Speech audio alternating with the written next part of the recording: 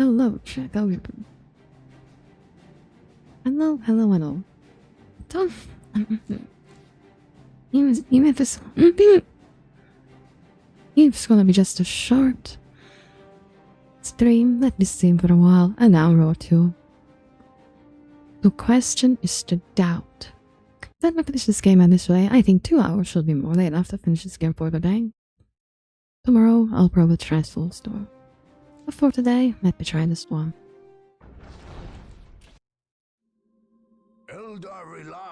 What else when I click continue? Where others trust in direct force and valor. An ancient and debased people, the aliens only sully their hands in battle. Follow me into battle. Okay. Let's get rid of the space. Hi, Owen. Hi, girl. How are you doing?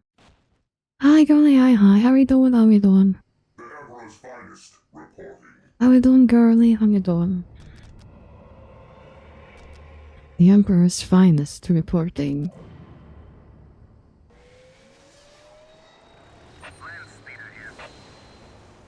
The Emperor? The Emperor's finest is reporting. At last, back to war. I don't care about losing the Dreadnought anymore.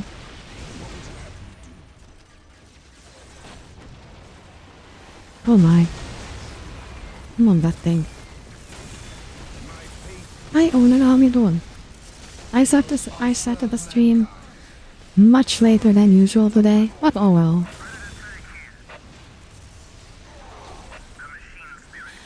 At least I should have enough time to finish this game today.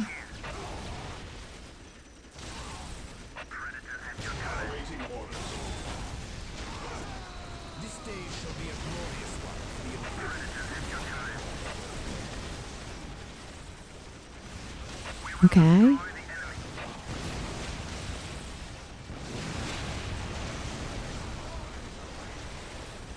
You managed to finish your stair, that's cool.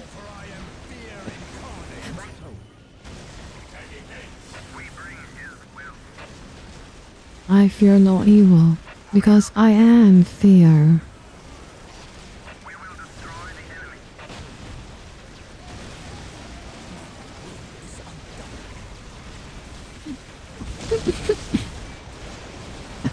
What happened with your stair, by the way?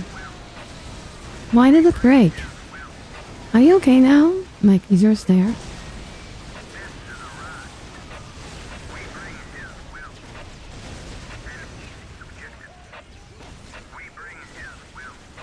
But laugh. Oh my. I wish there was an easier way to shield my units. Oh nice.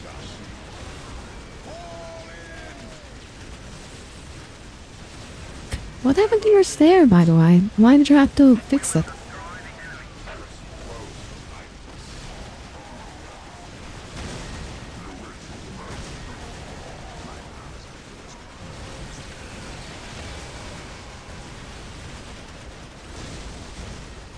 Come on. Almost there, almost there, almost. That's it. Leave I fell on for. Wait, I thought the demons will be done for once I destroyed their buildings.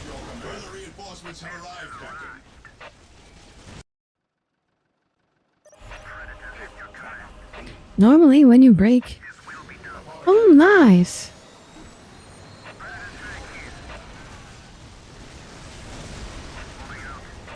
So you have to have an extra predator every time. Nice!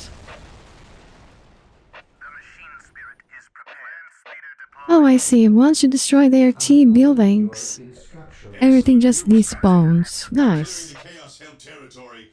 I know that this was a thing.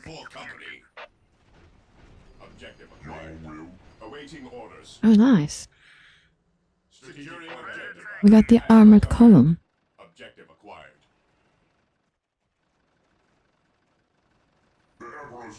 Object to acquire. It was old. And rolled again, you had to replace it. Yeah, I feel you on that.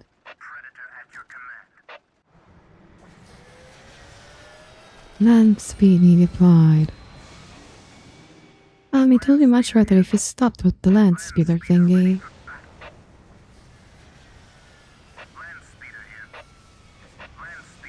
Nice.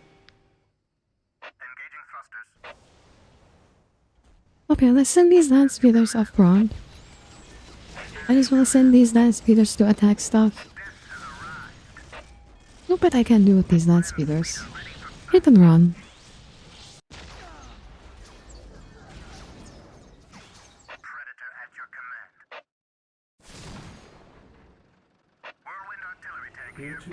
Predator at your command. Yes, Lord. Oh, I have completely forgotten about the whirlwind artillery tank. Taking heavy fire. What is your order? Your will. Make way. Okay. Your will. By his glorious name. Oh, well. It would be really nice if I can take over that spot. I stand ready. But yeah, if it's rotting and if it's old, you might as well replace it, you know.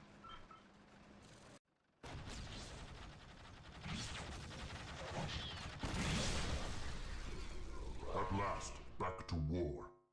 Direct us to the enemy. At last, back to war. No good will come from my, you know, Lord. Build routine 721. half-broken stair. You don't want that stair to just break on you and for you to just, you know, just fell down.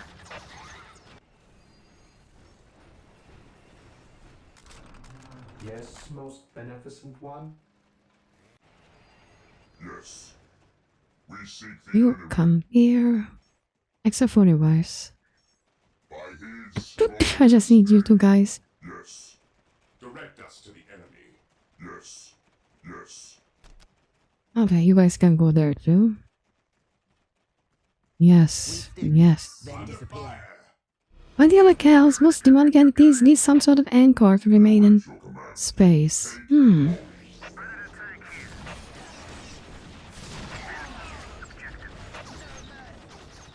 do you need us most?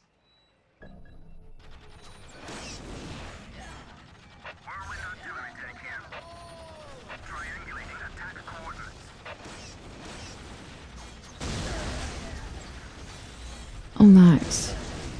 So that's why Hellfire Dreadnoughts are kinda better. Well, rocket launchers by default.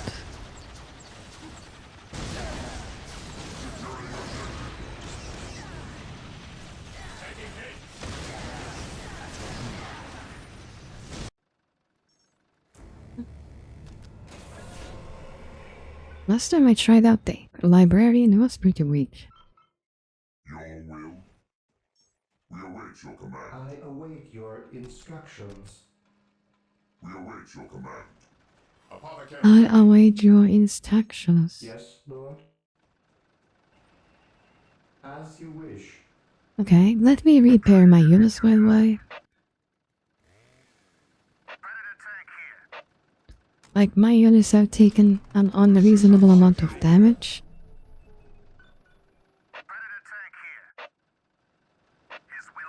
Okay. Predator tanks here. Am I not supposed to have at least 4 of these Predator tanks? I thought I was supposed to have 4. Because somehow I had 4. Taking damage. Okay, let's send some Pilfire Dreadnoughts this way. It's not pretty nor perfect since I was forced to do it myself even though my stepfather, Electrical Carpenter, was there and available. Oh, I see. At your command. Your stepfather just didn't want to do it. That's sad. You know. Better to die for the emperor than live. Electrical Carpenter didn't want to help his daughter. That's sad. That's really, really sad. Command me. Yes, most beneficent one. Initialize Okay. protocol. If I just come like this.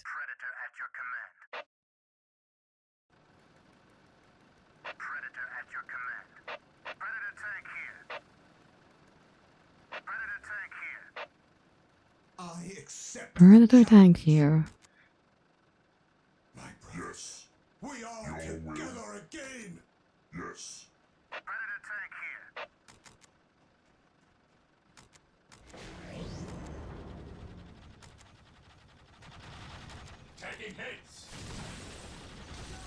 Okay, this gets the job done. We are the Emperor's chosen.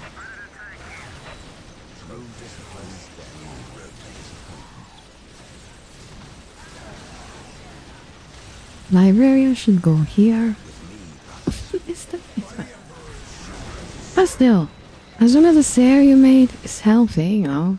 As long as the stair you made, like, doesn't just break and, like, Yes, it most can be beneficent held in one piece, that's good, I say, you know. exist to serve. As long as the stair in question just doesn't break out of nowhere, it's a good stair. I await It your might be sloppy, but still gets the job done, you know. I exist to serve. I wonder if I can build something here.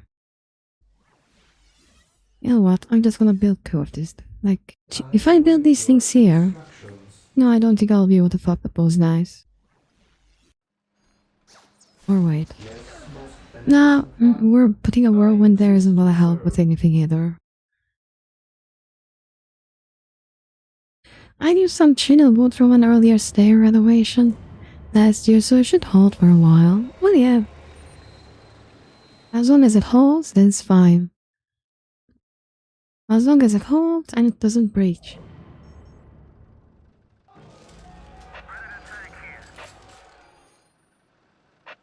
Oh, would you look at this? That's where my other predator is. Okay, now I have 4 predators. I have 4 predators ready for destroying shit.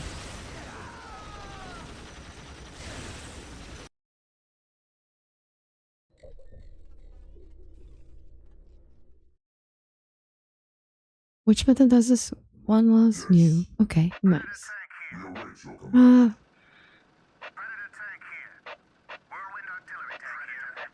Let's send this guy here. Can I have a land raider? Oh yeah, I don't have a land raider, that sucks. That schmucks. It's better if I just get a Hellfire Dreadnought, honestly. What is your order? The battlefield awaits. No servant of the Emperor shall fall if I can help it. We seek the enemy. Make way! Huh. Is it audible when I cough, by the way? I kinda can't stop myself from coughing. Lately I haven't, yeah. The caster treatment is getting to my throat, I guess. That's why I'm coughing so much.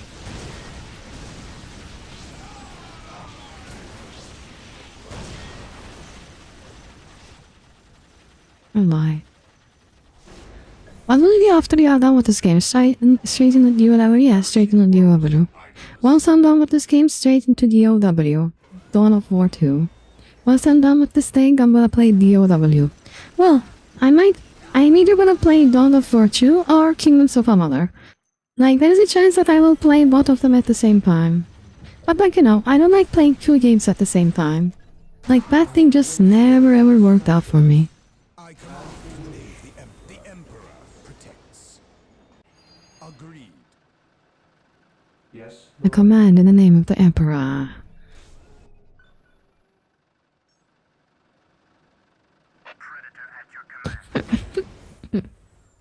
am ready to serve. I hit my throat so much.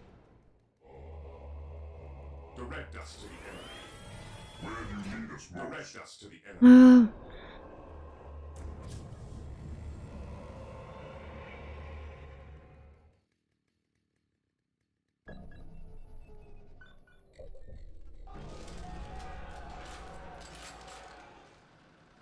Okay.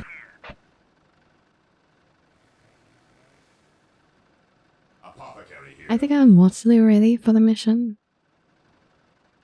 We stand ready. Where do you need us most? I don't really know what's awaiting me Battlefield awaits. at the end of this mission, but well. The fallen shall be forever remembered. It would be really nice if we could attach these veterans The challenge. into friendly units. Direct us to the enemy. The battlefield awaits. Hold on. Leading squad. What are your needs? By the Emperor it shall be so. Yes. Okay, look at this. I have shit ton of Predator tanks. I have 4 Predator tanks, bunch of veterans, all ready to attack with my order. Let's take a save. This is probably gonna be our last save, so yeah, let's make it memorable. You can finally get the radiation, but can easily miss it with multiple story during game chat was, yeah. It's not only that either, you know. That's not gonna be the only thing either. Like, think of it like this. Multiple story during games, like, I won't be able to keep track of it, okay? I just won't be able to keep track of the story, no matter what I do. And even if I manage to keep track of things somehow,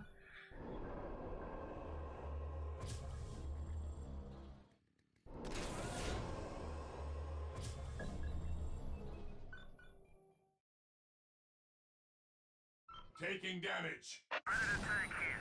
like, it just ain't gonna be the same, you know? Like, I like focusing on one game, but I'm trying to focus on multiple games. I just get, you know, like, I can't decide what to play. Like, I want to play one game, but on the other hand, I feel like I should play the other game because I haven't played that one for in a while. And if I'm playing a game that... I exist to serve. And if I'm playing a game that I don't really want to play at the moment, then I won't be enjoying it as much. Like, it might ruin the experience for me. Like, I might have a perfect game to play,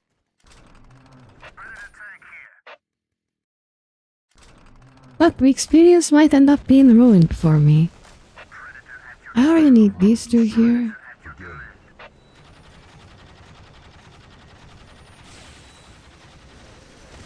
Not focusing on one single game might end up ruining the experience for me. And that's what I don't want.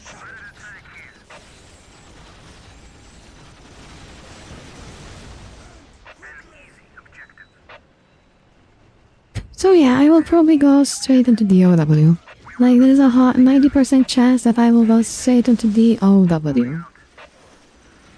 After, like, Dawn of War 2, I will probably play...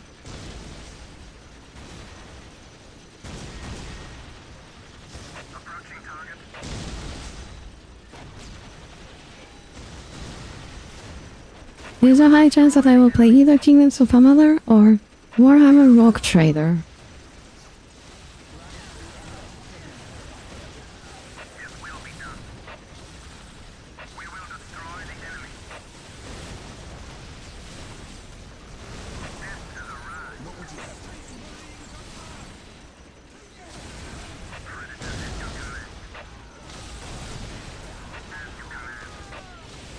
Get rid of that webway gate, by the way.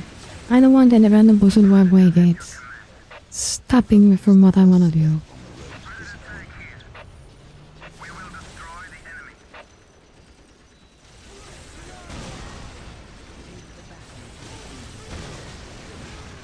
Let me get rid of these guys' bases first.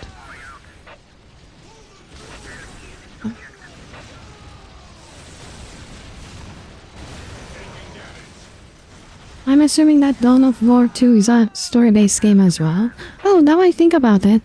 That's why the Warcraft 3 is more popular than Dawn of War 2. Like, Warcraft is a story-heavy game, okay? Like, Warcraft 3 forms the basis for a MMORPG. It forms the basis for aircraft. So naturally, it's more popular, it's more iconic for RTS games. Meanwhile, these games, they're much less popular.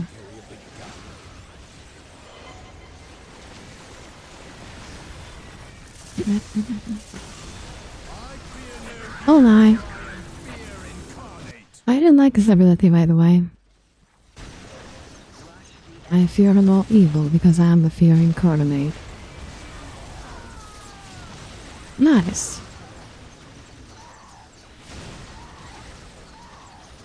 I'm good taking a break from...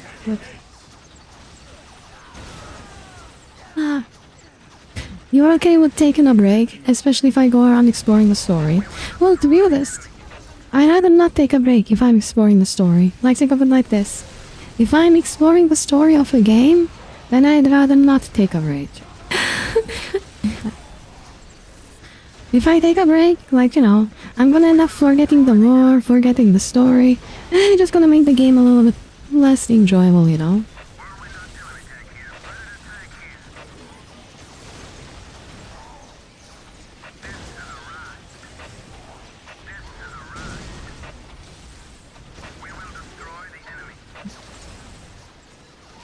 Like, get rid of their buildings. Just break their buildings, because I don't want these— oh my god, so many fire prisms.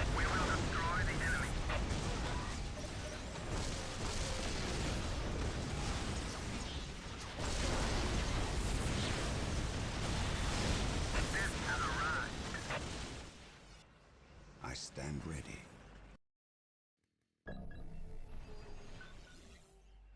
I can Okay. like a fortress with its gates unbarred and unguarded.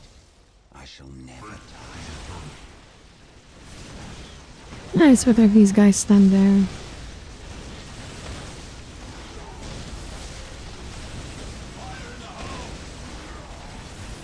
What does this do? Fire in the hole. Fire in the hole. Fire in the hole. Oh my! Wolfswear, Armor of Cain. Yeah, that's one pop, motherfucker, not gonna lie. That guy is very tough, and I don't like it. Suffer not the witch to live. Yes, Lord? Build routine 721 initiated. Suffer not the witch to live. Yes, most beneficent one? Further reinforcements have arrived, Captain.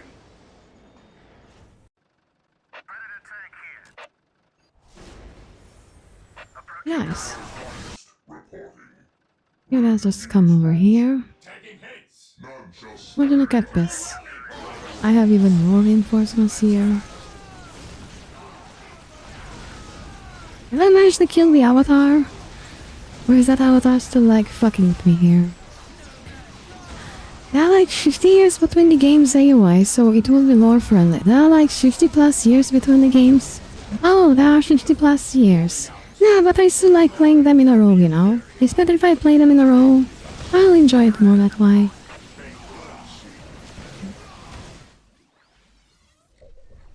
I await your instructions. Like, I'm definitely gonna enjoy the game more that way. Build routine 721 initiated. Terminators ready. It would be really nice if I could somehow— I accept the challenge. Agreed. What would you have me do? I accept. He who stands with me shall be my brother. Demons and heretics will fall before us.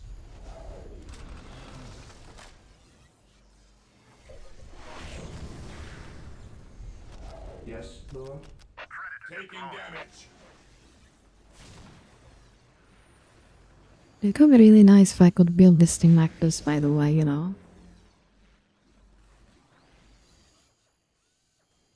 Just have something like this in here. Initializing build protocol. Like, I'm gonna assume that the enemy will attack her from the north, so yeah. Awaiting orders. Yeah, somehow these guys survive the fight.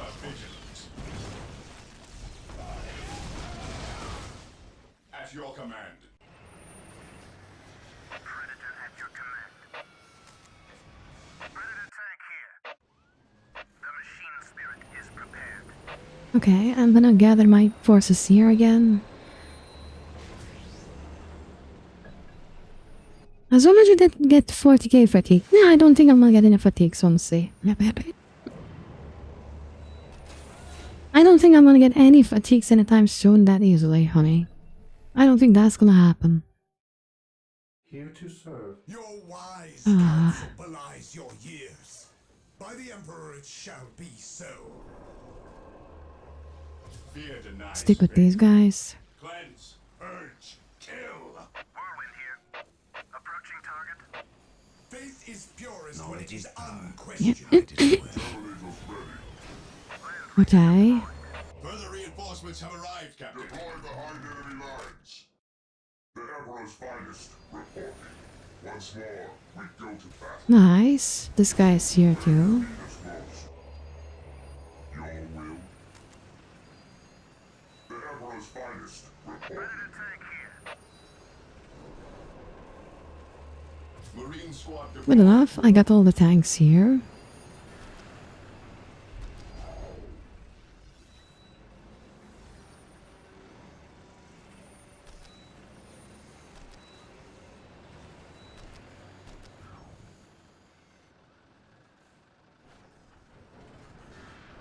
The enemy is attacking.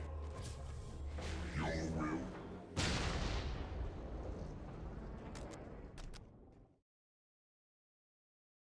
A moment of laxity spawns a lifetime of heresy. Yes, most beneficent one. A moment of that response, a lifetime of heresy. We are the Emperor's chosen. Okay. What else do I have? Land Raider armored transport here. These boys. Yes, most beneficent one. Okay, Land Raider, you go here, I buddy. await your instructions. Build routine 721. Yes, most beneficent one. Let's build this thing right at the corner. Let's build this thing right here as well. Build routine 721. You know, I don't want these things to be on my way. Faith is our That is literal part of a god. Oh. You mean that Wolfman motherfucker? You are telling me that thing is a god? You are literally telling me that Wolfman guy. He's a fucking god? Oh man, I didn't know that. I didn't know that it was actually a god. I knew that Cain is a god, but I didn't know that the guy in question was a god. Like, how was I supposed to know? Here to serve. I'm not that smart, okay? fear denies faith. Okay. Ever vigilant.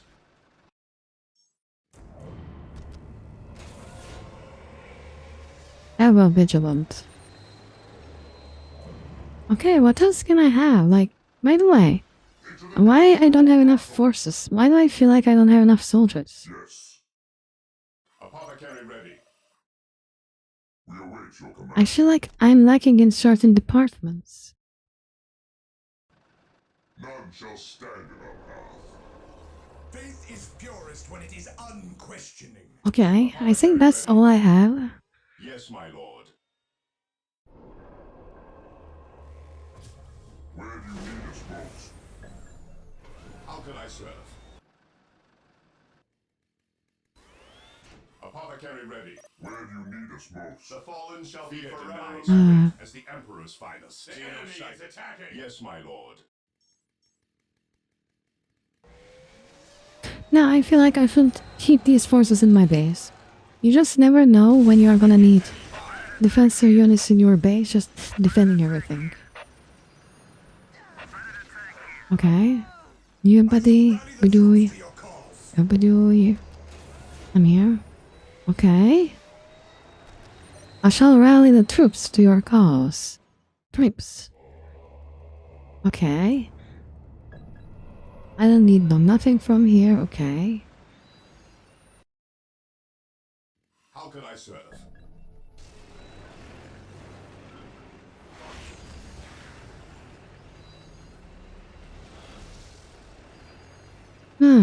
That is 80 years between 1 and 2. 100 years between 2 and 3. What do you think about the third game, by the way? I don't own the Dawn of War 3. Predator at your command. Like, I don't have Dawn of War 3. And whenever I talk about Dawn of War 3, like last time I tried talking about Dawn of War 3, my friend was like, that game doesn't exist. We don't talk about Dawn of War 3. Shut the fuck up. That was his reaction. His reaction was that, Shelly, we don't talk about Dawn of War 3. For yourself. That game doesn't exist. Yes. Like, what's up with that game? How bad is that game? Like, there's no way that game is that bad, right? Only in war are we truly faithful. Okay. Let's go around, clear out this part of the map. It was been fun me getting back into it though. It was a long time engaged in the other, but what? It's fun getting back. It literally says Avatar of Cain. Yeah, it's an avatar, you know? It doesn't say part of Cain. It says avatar, not part. Rally to me, brothers. It's normal that I'm confused. Your wise counsel belies your Yeah. years. Of course, a piece of God. Oh yeah, Dawn of War 3 was not received well. What's Dawn of War 3? You know, it's one of those games, right? It's 100% one of those games. Like, the gaming question is a trilogy, okay? It's a trilogy. The first game is good, the second game is legendary, but the third game is so bad, it literally kills off an entire series. You need us most. None shall stand in our path. Like, that's what I'm talking about. Like, is it really that bad?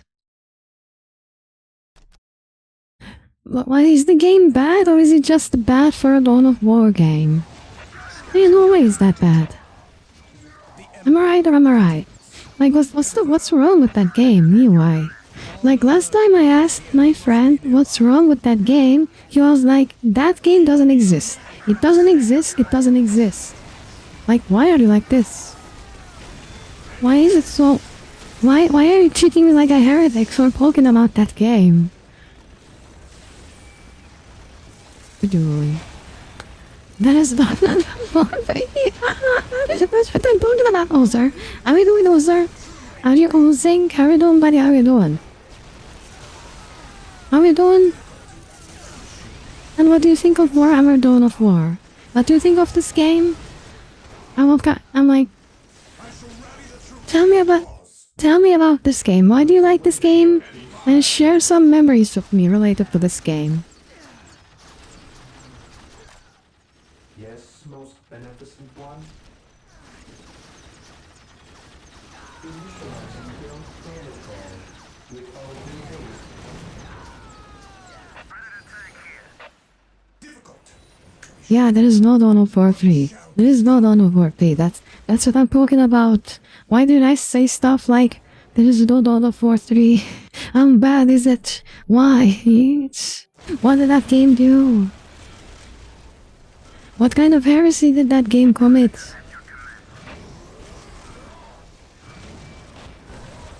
What is with that game that makes it so horrifying? Hi nerds, yeah, hi nerds. Say hi to Oulu. Say hi to Nerdgone. Say hi to her, or I'll bite between the balls. Hi. What the fuck was... Oh wait, I can attach these units to single units? Where's there... Okay. Actually, you know what? I don't think it's a good idea to attack these units right now. Actually, maybe it's not a bad idea. Fuck it, just attack them. Just teach them a lesson. Let's build a fun there.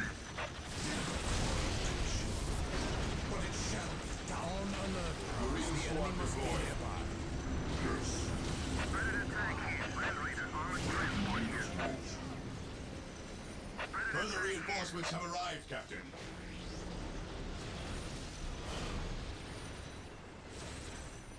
Reinforcements. Reinforcements.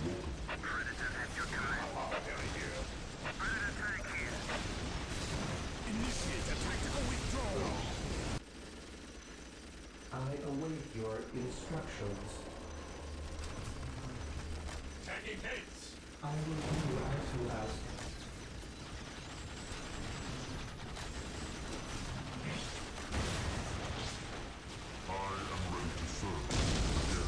Yes, most beneficent one. With all I love that'll teach them a muscle at least. What's so bad about UW3? I never played the third game, I don't know. It made people because they're there. Ah, you know that it made Chibori Coaster their positional second. How bad it can be. I know. It made a lot of weird design choices. The hero units were not balanced for other troops. The multiplayer was also just turned into a weird League clone. Oh, I see. So they just tried making a League of Legends clone, is that so? So the hero units were not balanced for other troops, and the multiplayer was just a weird League of Legends clone. Huh, that's interesting. Cower was turned into a literal force field. I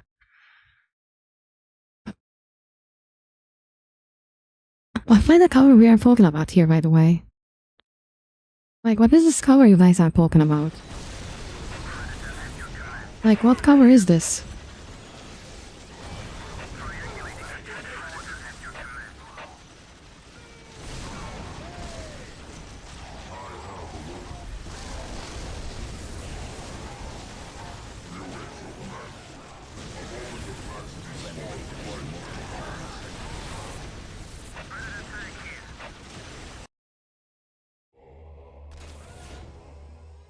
I am the instrument of his will. It would be really nice if I could have this guy here.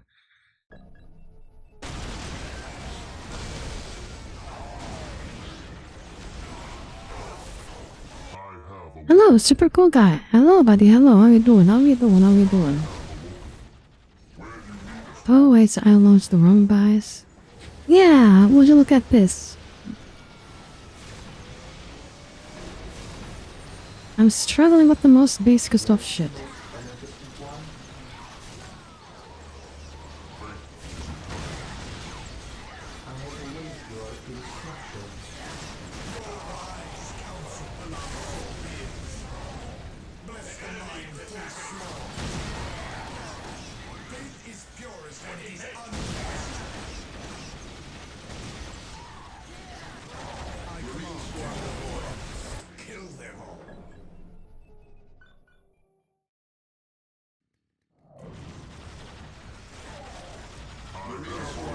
Marine Squad deployed.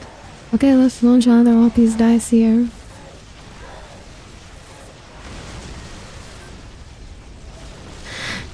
Welcome, Starshine. How are you? You get the least amount of content for the most expensive game in the series. The most expensive but the least amount of content.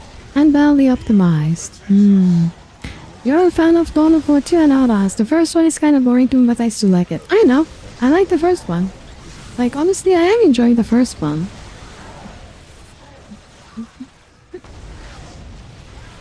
Like, I cannot say that I am disliking the first one. Like, the first one is an overall good game to me. I will be there soon.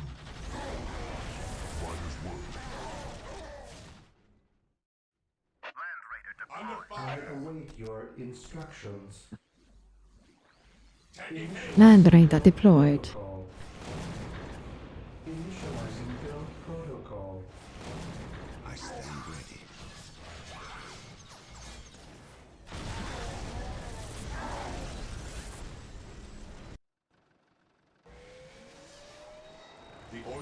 Yeah, I think I should recover.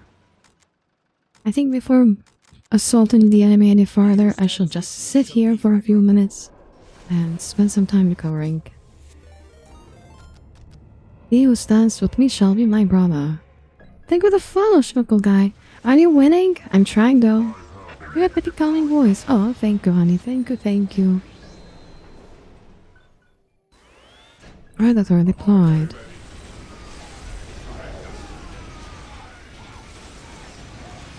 Okay.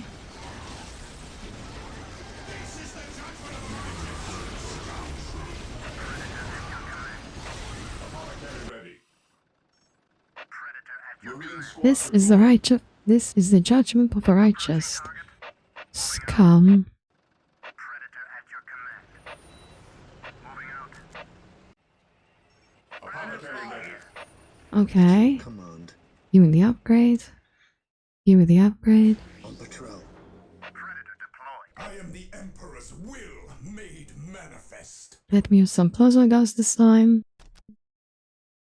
I remember when the second game came out, it split the fan base, but when the third one rolled around, first 1 seconds, a minute there loops a bit. Oh my.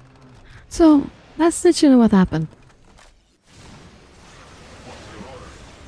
The second game came out, the community was divided. Then the third game came out, and the rifts between the first and second communities were healed because of how bad the first 2 games were. Is that how it works? Like, the people hated the third game so much. People ended up despising the third game so much, it united the people. It united the community, I guessed it. Oh my. I know, I don't recommend to attack the main LR base. You don't recommend to attack the main LR base. Oh, so you're telling me that I should just take over these 3 spots and then just, you know... I should take out those 3 spots and just be done with it? What the fuck is shooting at me, by the way? Further reinforcements have arrived, Captain. Like, why are you guys not invincible to begin with? Why are these reinforcements in question? Oh yeah. Oh yeah, oh yeah. It would be really nice if you guys could just come here.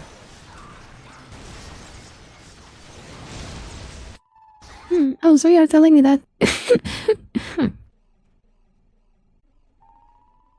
I should just defend the base over there. I should just build some bases and then defend them. Command. Scouts advance.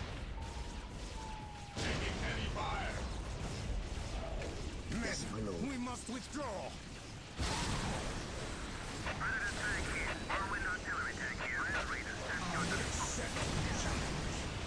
What the fuck is dealing all that damage? Regroup. The ranged units are the best. I think I'd rather have ranged units.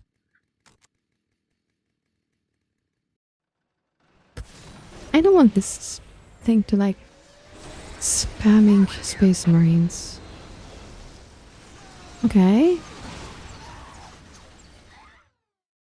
Like, I kinda wanna get rid of the main LR base. I just wanna go out of my way, get rid of the base in here so I'll have an easier time defending my shit.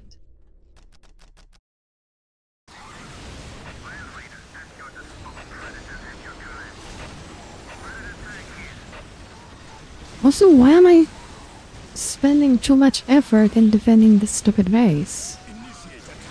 Like, why are these guys keep coming at me?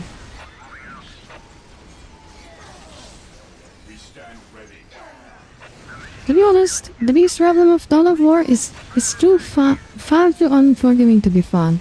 Oh, one of those games. Just too hard, it just ruins the fun. The game is too hard to be fun. Oh, I see. And that's the main problem with the game, is that so? Ah. I never thought of it that way. I never thought the third Dawn of War game would be hard, because like it's unforgiving with this gameplay and stuff. I always thought the reason would be something much more simpler, you know? I don't know, bad gameplay, maybe like some wrong choices here and there, maybe a wrong direction with the story.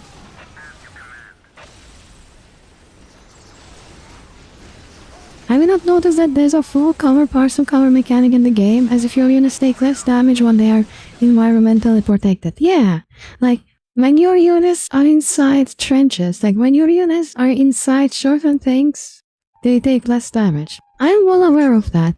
I am well aware of the fact that my units take less damage when they are inside certain things.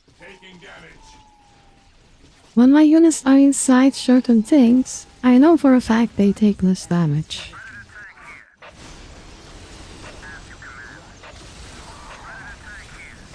So yeah, like how does it work? I mean, that mechanic isn't that useful in this game though. Like, I didn't really end up using that mechanic all that much. Yeah, your units take less damage when they're inside certain things, but is that mechanic even that useful? We are the Emperor's chosen. Like, what's up with that mechanic to begin with? Builders need Like, what's so special about it? Like, it's such a simple mechanic that you don't use at all. Why is there a lone apothecary randomly staring at plasma generators? Balls are healers, you know, they need... Battle Brothers the heal. Where is that apothecary in question? I don't remember seeing any apothecaries. I don't remember seeing any lonely Battle Brothers.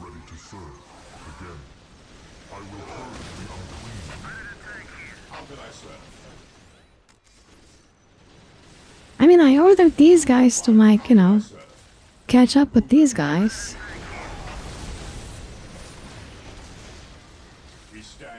Also, why are these guys are so bad at attacking rings? Like, I ordered you to attack stuff, haven't I? Why are these guys? Why is this guy there? Like, didn't I order you to attack shit? I'm 100% sure I ordered you to attack shit. I'm 100% sure I ordered you to attack stuff.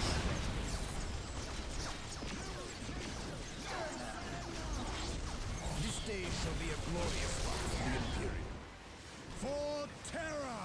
Taking damage. Men, we must withdraw. Yeah, he's dead.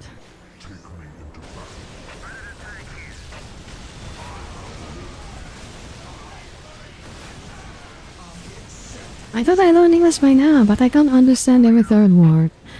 In fact, because of my voice changer user. Sometimes my voice changer Sometimes my voice changer is acting out, and it just, you know, causes me to swallow up certain words. Where do you need us most? And when I swallow up those words, they become inaudible. So yeah, I can see why you will be confused. Oh, whoa, Venom Spy, how you doing, buddy? How you doing? I hope you're doing fine. He's a Turk. English is not his native tongue. Yeah, English is not my native tongue either, so that might be a problem as well. English is not my native tongue, so yeah. That just make things confusing, you know.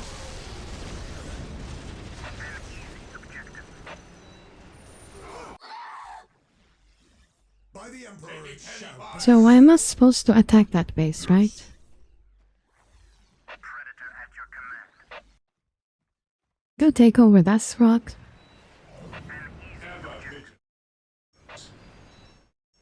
Okay, so you're killing me too? Not. So you are killing me to not take over the main LR base. Oh, I see. I just need to hold on to these things for a while. I just need to hold on to them I am the instrument of long enough. We await your command. Where do you need us most? Yes, Lord. I just need to hold on long enough. Routine 721 initiate. Okay, let me start building some landmines here, you know. I will do as you ask, with all due haste.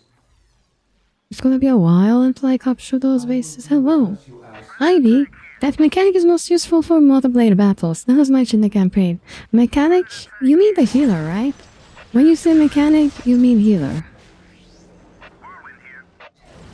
None shall stand up. Command me. It is better to die for the Emperor than live for yourself. We await your command.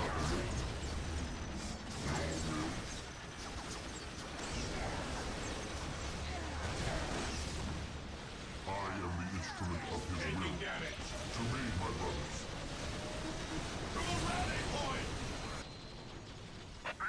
Oh my, yeah. Land Raider is extremely important in this fight. I see, so they're just not important.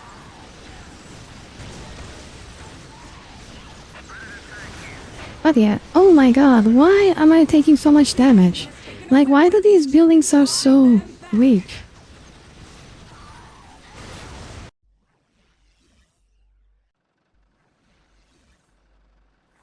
Which web by gate have we taken over? Oh, it's this one. Position secure. The Wraithbone will never answer That's the your one, call, okay. outsider. Retreat now! We await your command.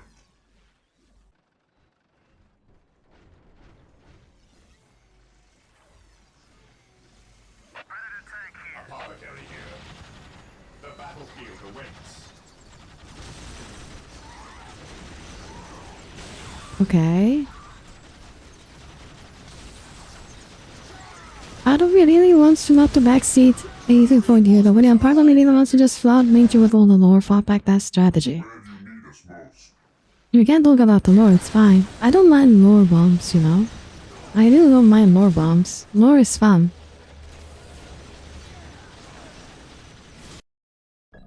Extreme backseating might be a problem, but other than that, lore bombs are fine, you know. How can I serve? I feel like I should just catapult these guys into the fray. Here to serve. Initializing build protocol.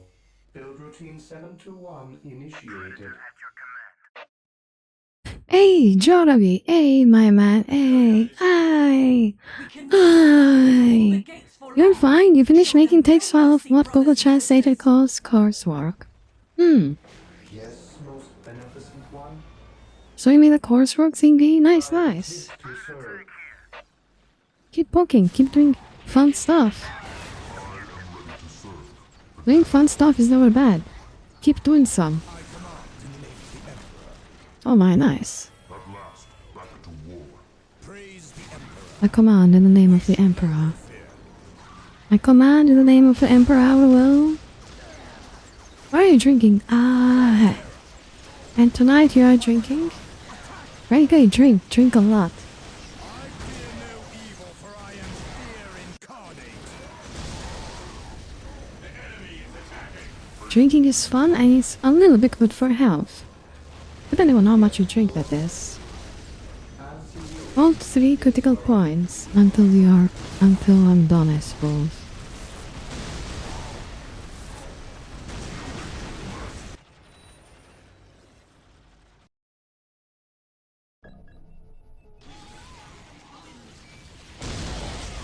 Luckily,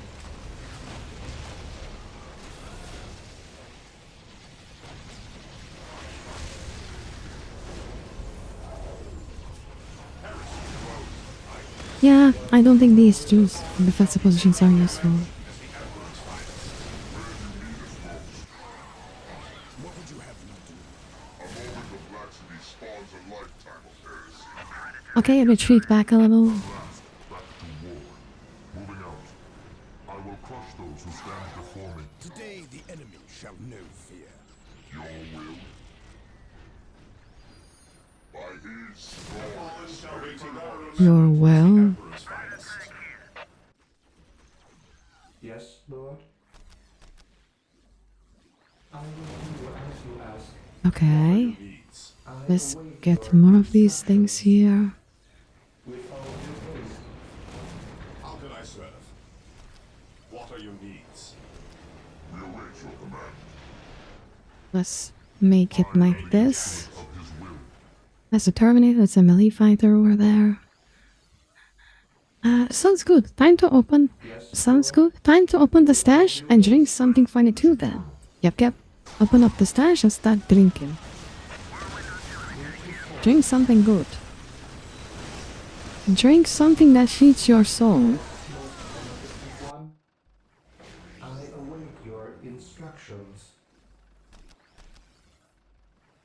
I will do as Yeah, this spot doesn't really get attacked all that much, you know. Awaiting orders. Despite this nice not getting attacked, I still want to build some defenses here and there. Okay.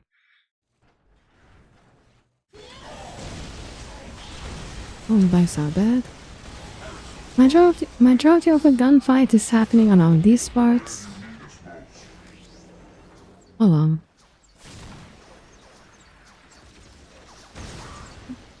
We seek the enemy. Hello? Okay, the game works. We seek a free enemy.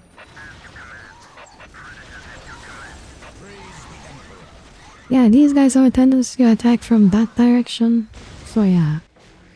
Yeah, I mean, I just need to hold these positions for 10 minutes, right? I mean, everything is going easier than I expected, by the way. I await your instructions. I follow your The command. Emperor's finest. I await your instructions. Like, I was expecting them to attack me more, you know? Like, I wasn't expecting these guys to attack me this... Like, I wasn't expecting them to let me off scot this easily. Like, I am not struggling at all. Wanna hear a cute fact? Sure, tell me. Shoot, V, let's hear it. What if my cat is named Sauron? Oh my, I like the song. Sauron from Lord of the Rings, right? Yeah, I know Sauron. He's a cute fella. He's a quirky fella.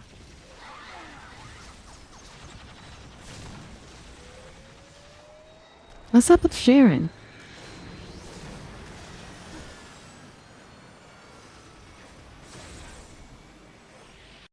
He's a quirky fella. That's Sauron. That's Sauron, man. What's up with them? What happened with them? What's going on with them? Okay.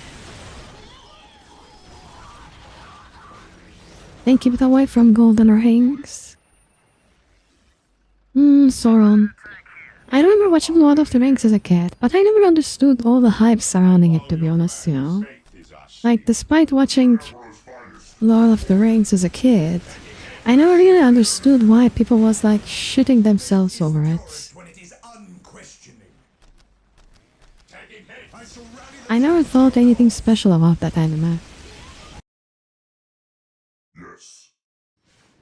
It just never felt special to me, you know? It just felt like you're any other movie. With some just good stuff in it, you know? But I was a kid and I didn't have the ability to understand anything, you know? I didn't have the ability to understand the lore or anything. It was just something simple for me. Your everyday anime. Your everyday movie, not anime. God forbid. God forbid. Pulling Lord of the Rings anime in front of like some nerds. I don't want to be ripped into pieces. Because it's a great movie. Maybe that's why, you know. Maybe it truly is a great movie. Maybe I should rewatch it one day, but like, you know. I am watching anime most of the time. Lately, I have been watching anime mostly. I am watching anime. It's a rare thing for me to watch movies, what I mean. I watch anything that's not anime very rarely. I don't know. I just got used to anime though. I have an app that lets me watch anime for free. So yeah, I'm just too lazy to change my habits. That's literally what it is. I'm just way too lazy to change my habits. Okay, I think I need to send some reinforcements here. I like orbital bombardment, by the way. I await your instructions. God damn. Retake the gate. I'm gonna be honest, I didn't like orbital bombardment.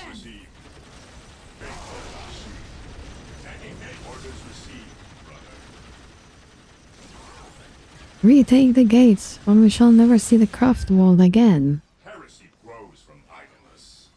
Orders received. What is your order?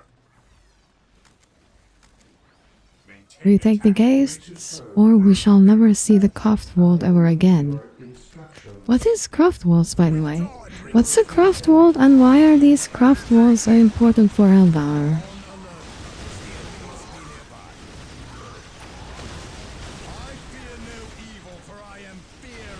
Oh, they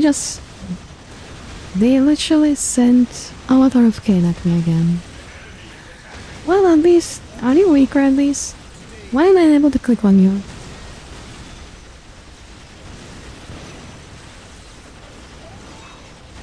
Nah, it's not weaker. Oh my, Avatar of Cain is pretty strong for Eldar. And Pombomadi, I have no idea what that is. Although anime is influenced by it, by Lord of the Rings. Oh my, they killed my commander. Well, he died like a brave man.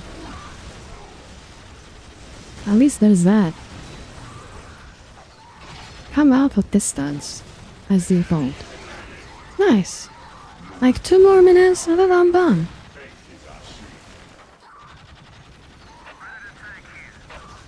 I do like my defensive line here, you know?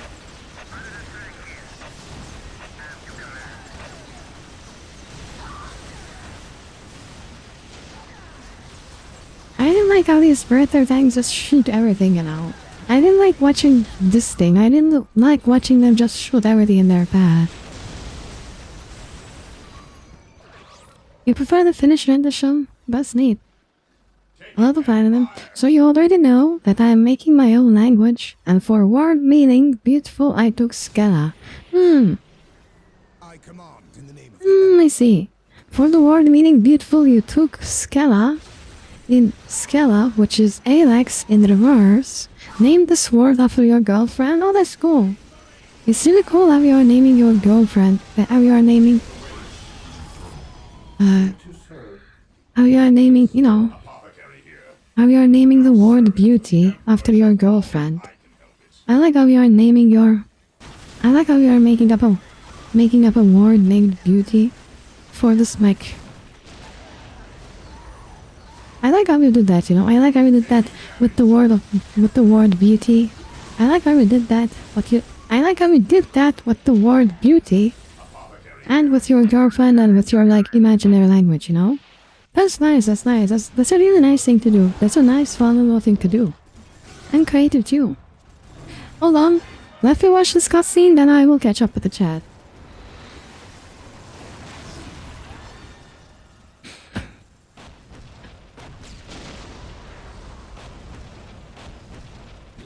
Oh my. We just destroyed their gateway. Now they are stranded here. They cannot retreat. On this world. The avatar of Cain has fallen. We are trapped.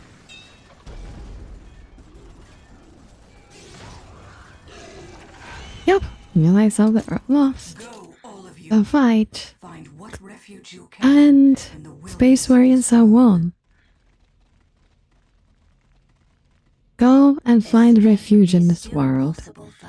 Go and find what refuge you can in the wilderness of this world.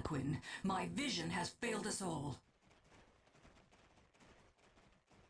My fate is I don't here. deserve to shall not escape. flee I from don't it. deserve to live. I have failed.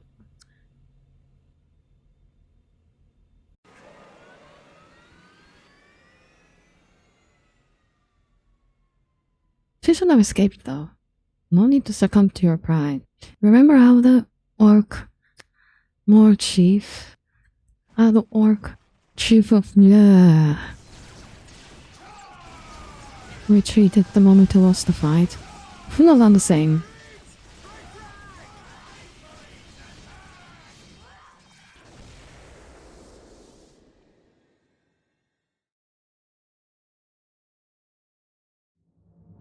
The Blood Ravens Yep. had suffered They won the trickery fight. on Tartarus and Rahe's We won the paradise game. not long before their arrival on Cronus.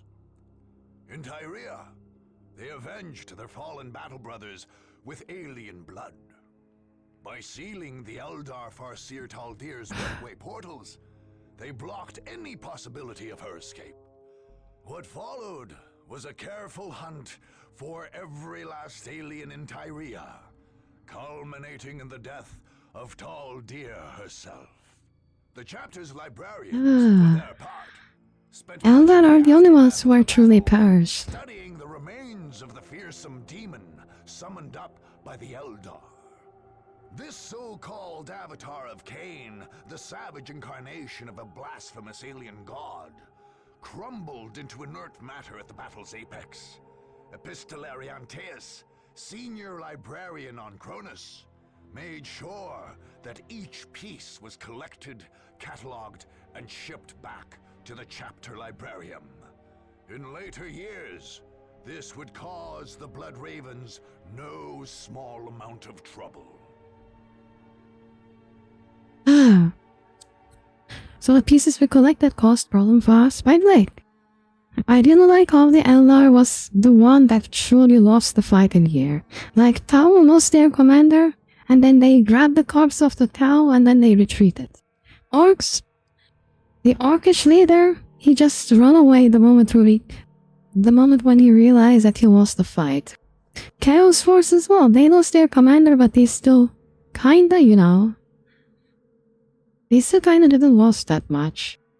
The Imperial Guard lost a lot, but like, you know, I like how the Eldar commander fought to death. I like that. Crown Forms are planet-sized ships And they live there basically. Oh, I see. So it's like a planet-sized ship that's meant to be a home world for Eldars. I see. Craft World is like an Eldar's home world, right? It's a home world for Eldars. Or Skella. I'm not sure how to write it in English manner with C or K yet. I have no idea. When you write with a K, it sounds Scandinavian. When you write with a C, it sounds English. Like, kind of sideways on that. Girlfriends are nice. Eins been one. Never had a girlfriend. J looks better. K looks Scandinavian. C looks English. They just decide. Morskena, Alex. She can't escape since she is destined to die. Destined to die? What do you mean by being destined to die, though? Like, what do you mean by destiny? Is there destiny among Eldar? Like, what happens when you're destined to die, and how does destiny works? Like, you're telling me that there is destiny in Warhammer? In which you can have deaths that are inescapable. Blood ravens are such true sons of Lorgar is almost tragic. How so? How so they are sons of Lorgar? Eldar. Nice. Another cutscene. The Blood Ravens finally completed their purge of the planet Cronus. The battle barge Litany of Fury remained in close orbit, imposing a strict prohibition on any visits to the world, while the Fifth Company maintained the Castellum Incorruptus in North Vandia. The Imperial Guard Segmentum Command lodged protests for the Blood Ravens' actions, reporting them to the Inquisition. The Blood Ravens successfully defended their actions, convincing their interrogators that General Alexander should have bowed to the Blood Ravens' orders and withdrawn. Nevertheless, the Inquisition kept a watchful eye on the chapter, for the rumors of hoarded relics never fully abated. Likewise, many in the Guard's command structure never forgot the blood shed on Cronus. And indeed, the darkest time in the chapter's history began soon after the war's end.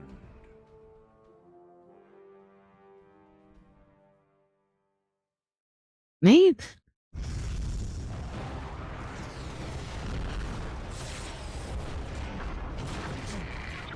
Oh, nice. I finished another game. Another Warhammer game is out of the way. I enjoyed this, it was fun.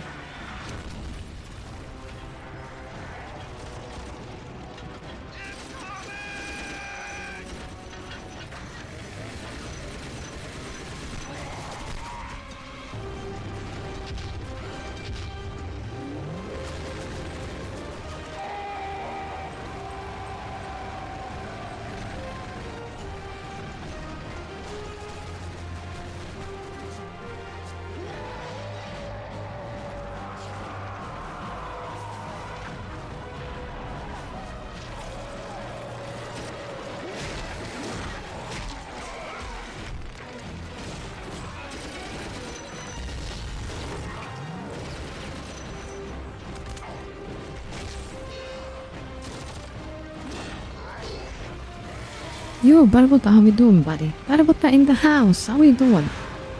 I like this cutscene, by the way. I like this animation, it's amazing. Hold on, let me cut down the noise. I see. So Eldar can see the future most of the time. Eldar can see the future and they don't need to fight at all. Oh, similar to Space Marines. How Space Marines use their... like how Blood Marines use their Psychers to see the future. Like similar to Blood Ravens using their Psychers to see the future, Eldar can see the future as well. The problem is not around seeing the future. They can see the future, but the problem is misinterpreting it. If you misinterpret the future, then you lose. Because of her misunderstanding of the future, Many of them died, so that's the problem, huh? If she runs, she would probably be hunted down by space bunnies, since leaving Farseer alive is a very bad idea. Oh, I see. The Farseers have the ability to see the future, and since they can see the future, they can, plot and conspire against you. Farseers just being able to see the future means the Farseer in question will be plotting and, causing trouble for you in the long run. And that's why it's a very bad idea to leave them alive. Wait. This is a second planet? What the fuck?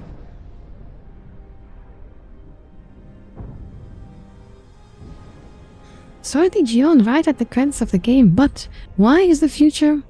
What is the future for the Warhammer universe? Yeah, I wonder, what is the future? I'm curious, I want to know what the future holds for these games as well. Failed to initialize video card. Did my game crash?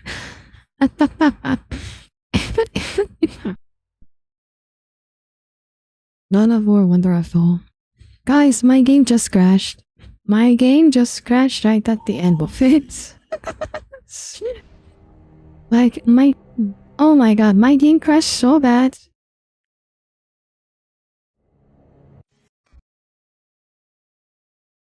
Okay, hold on. Let me relaunch this game.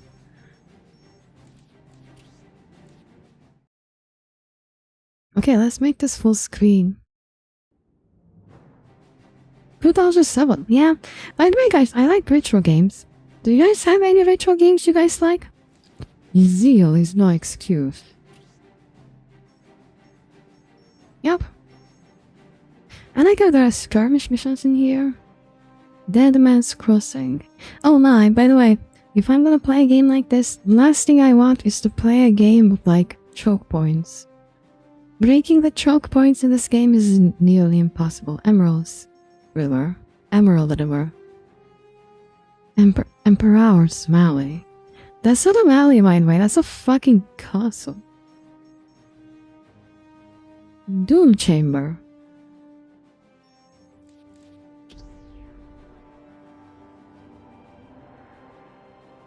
But yeah, now when I think, by the way, if I'm to compare this game to Warcraft 3, I think Warcraft 3 is better. Story-wise and gameplay-wise, Warcraft 3 is better. But if you want some, roleplay, if you want to do some human supremacist roleplay, if you want a grimdark universe, then this game is definitely better. This game is definitely better when it comes to grimdark stuff. When it comes to vibes, this game is better. Role-playing in this game is better. Lorgar's nature, something all his sons share, is an insatiable thirst for knowledge and an inquisitive mind. Lorgar himself was sadly pulled towards religion and the ruinous powers in his research. Oh, I see. So Lorgar betrayed the humanity, he joined chaos? In search of Lorgar, in search of knowledge, he got pulled towards religion and the ruinous powers.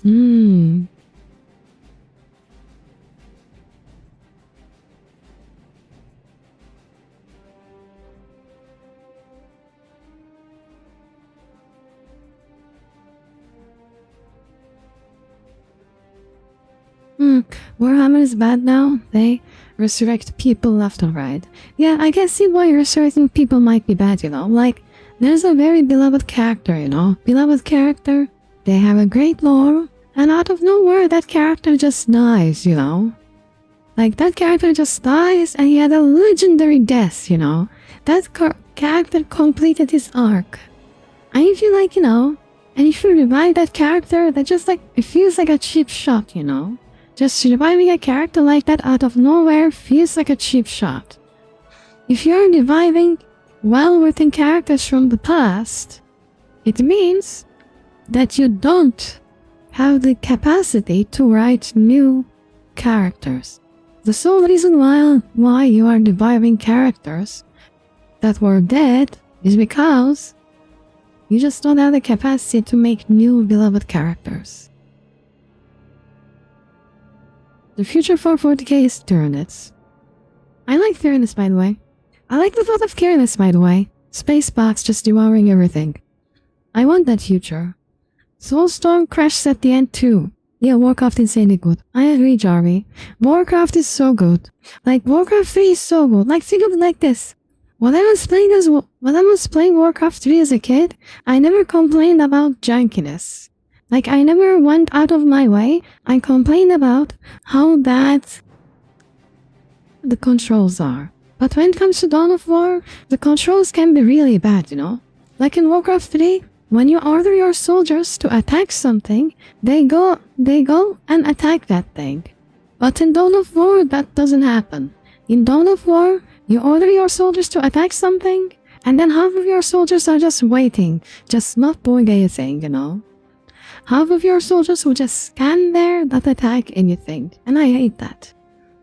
Or like, if you give your Space Marines bolter guns, then only the Space Marines with bolter guns will attack the enemy. The other Space Marines will just sit and wait because they are out of range. I hate when that happens. Lorgar doesn't have inquisitive mind. He's a big goofball. Oh well. You need to question to learn the truth.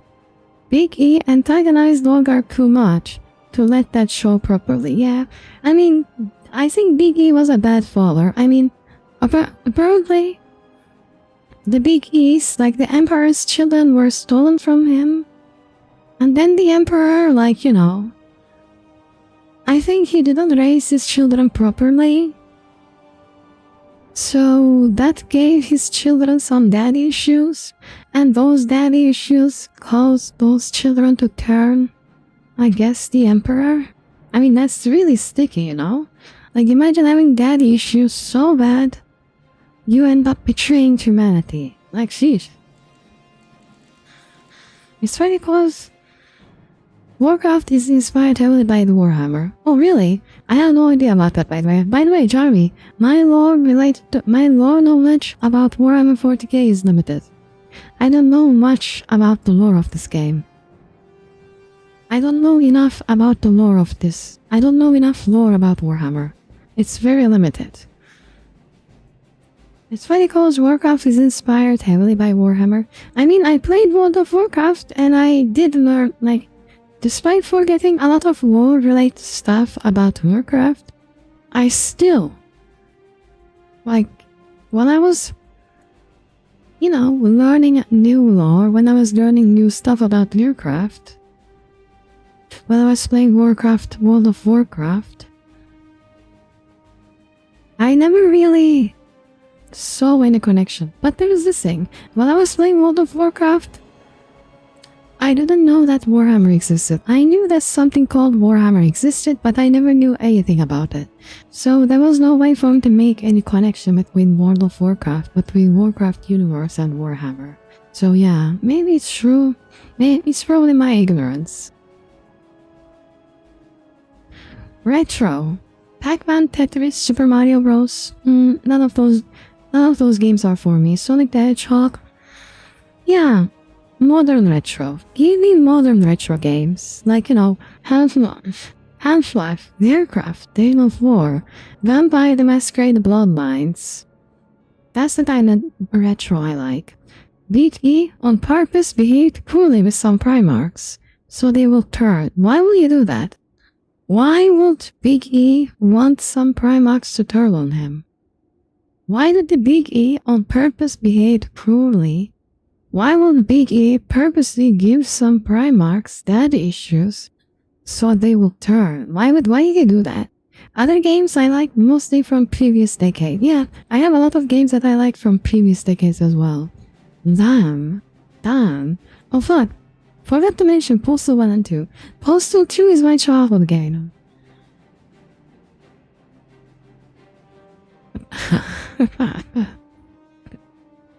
Postal 2 is my childhood game. Postal 2 is my childhood game. I spent so much effort to play that game. Because every time I would take a save, the Postal 2 would crash. My game would crash every time I would take a save, so I spent a lot of effort trying to finish that game. I enjoyed my life. I really enjoyed finishing Postal 2. It's not a very fun game. The only thing you need to know is that Horus was right. Horus was right. So the Emperor, the Emperor treated the Horus so bad. He gave him the daddy issues he gave him was so bad. He was actually right in betraying his daddy. I know shit on Warcraft earlier. I know very little about Warhammer, not even the bare minimum. Warcraft, I know a lot about Warcraft. I played Warcraft Battle for Azeroth, therefore I know one or two things. I will just let you argue about its perpetuum. I wonder which one will win. What the heck? I played this game as Spacebite. If I ever replay this game again, I will be replaying this game as either the Eldar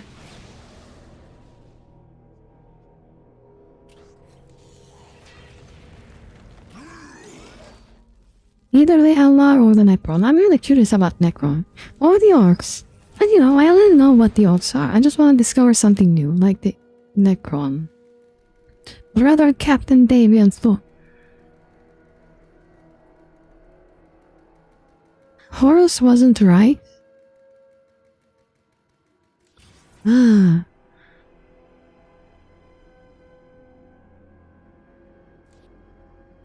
Shosokai. For the greater good. I wanna play as Tau as well. It'll be interesting. Anyway, you wanna know what intrigues me about Tau? I like battle suits. I like mechas. And that's what intrigues me about Kern. That's why I'm curious about Tau. Battle mechas. Battle mechs. Heresy grows from idleness. It's okay, guys. Let's read some Warhammer lore, shall we? I'm not gonna play any more games today. So yeah. Instead, I'm just gonna sit here and read some stuff. Let's start with Horus Heresy.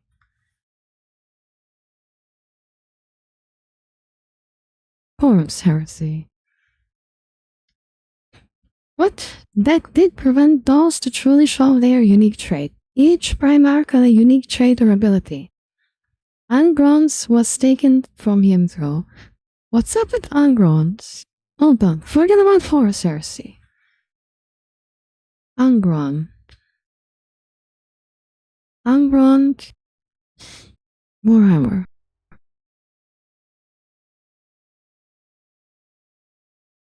Angron. Istvan Gypsite Massacre. What is Istvan Gypsite Massacre? I need to learn about that.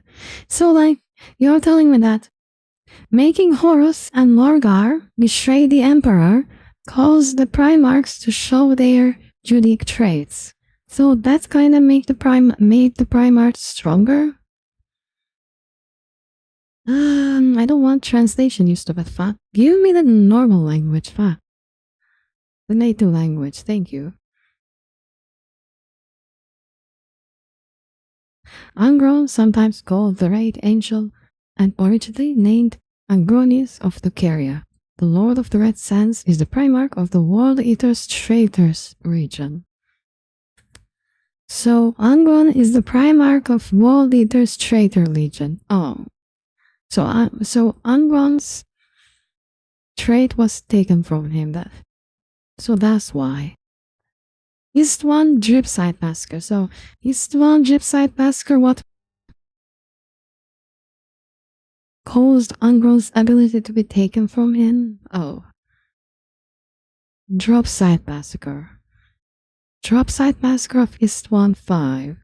Speaking of hedgehog, this word is so long in English. Universal is literally a word of two letters.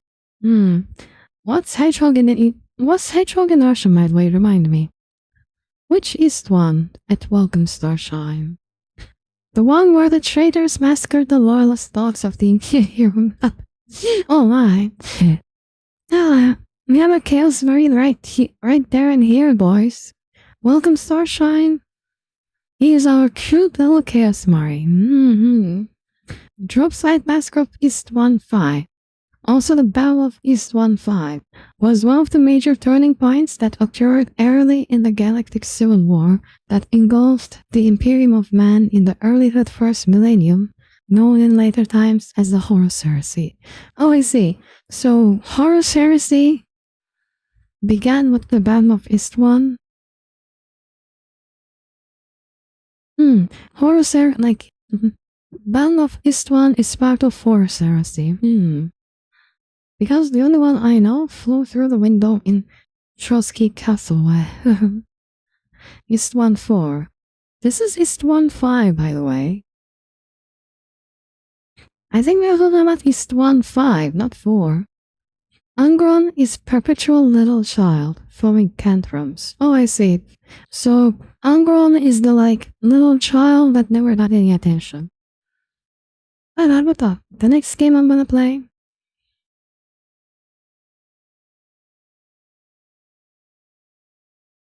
Let me show you the next game I'm gonna play.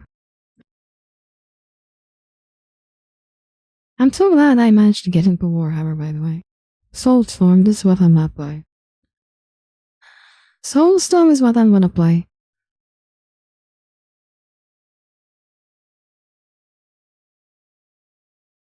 That's what I'm gonna play.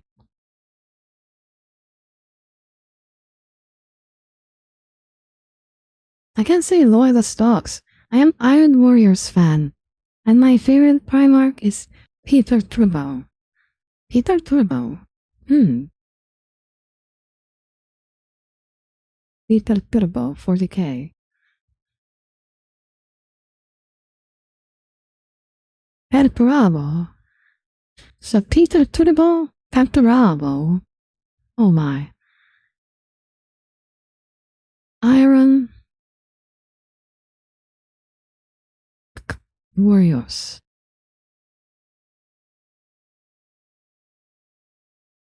Warhammer 40k. Oh, so these are the AI boys.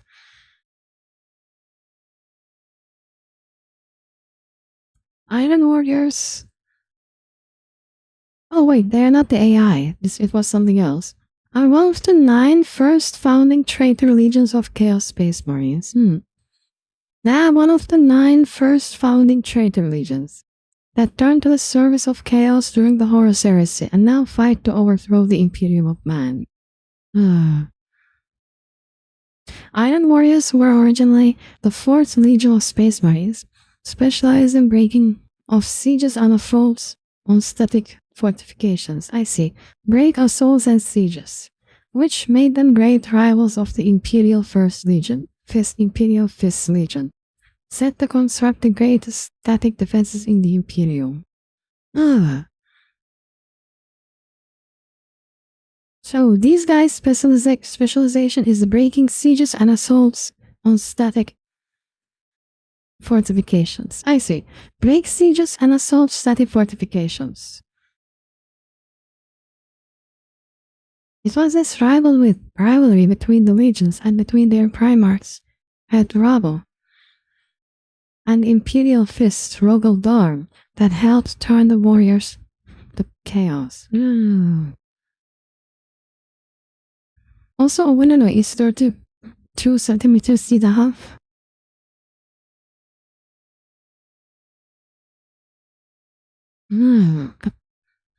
Angron was such a strong empath. He could literally pull the pain out of your mind. Something he did to his fellow gladiators until the butcher's nails took that ability from him. Until butcher's nails took that ability from him. Imperial fists are better. Okay, terms. Who are the traitor legions, by the way?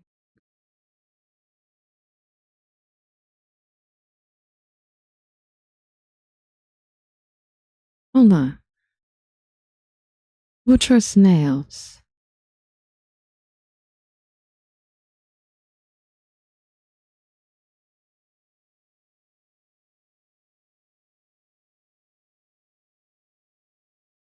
Bro, can you stop translating this thing automatically?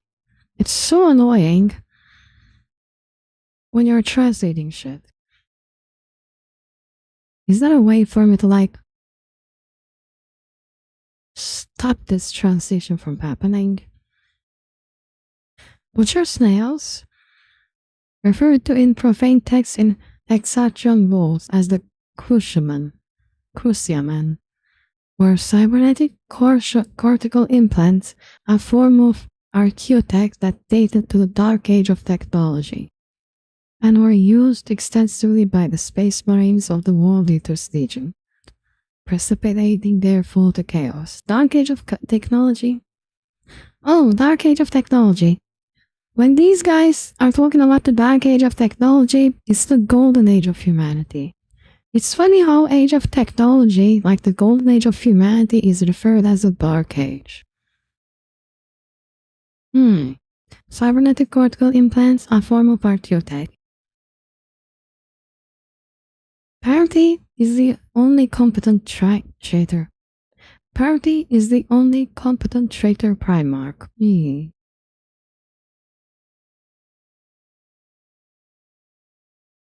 Give the original, stop translating. Parity, Warhammer 4PK. Oh, parity. So that's what parity is. Parity is just perturabo. Turbo. I should ask Make-Con the same question. What question? Ask me. There is 32 centimeters enough. I don't know, is it enough? Try it and decide, but the Perturabo. Peter Turbo did most ballsy move when he first gained his legion, by literally having 1/10 of it killed by their own brothers. Why the fuck do that? Why the fuck did Perturabo got his legion killed by his own brothers? If it ain't the mobby, it's too small. Mobby huge. If it ain't mobby, if it ain't big enough to turn to a beagle, it's too small. Sometimes called Lord of Iron. Oh my. That's an interesting armor, by the way. That's an interesting look.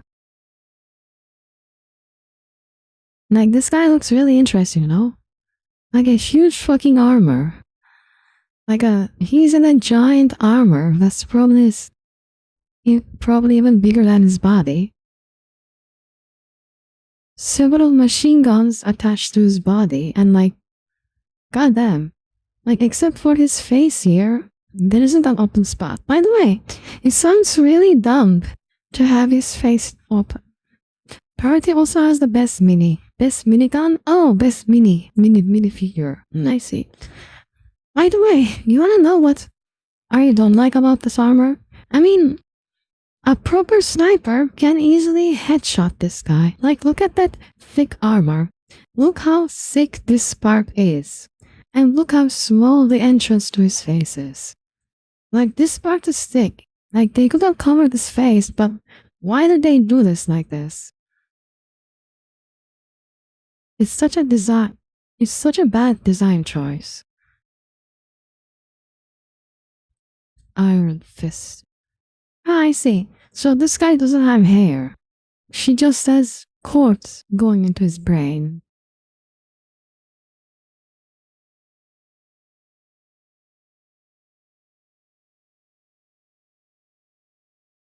And that's him after betraying the Imperium.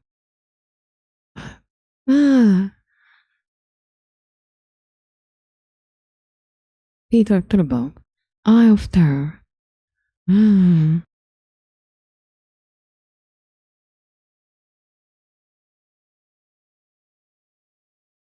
It looks like fish. Peter Turbo. Petra Turbo. World Eaters. Paul's quality is insane. I see, so he's insane. So that's why he looks like this. I also wrote several moves on my vehicle, so yeah. Well, Perturabo could not escape his ability. No matter where he was in the galaxy, he could see the Eye of Terror. So his ability was to see the Eye of Terror. So Peter Turbo's ability was to see the Eye of Terror. He has the ability to see the Eye of Terror.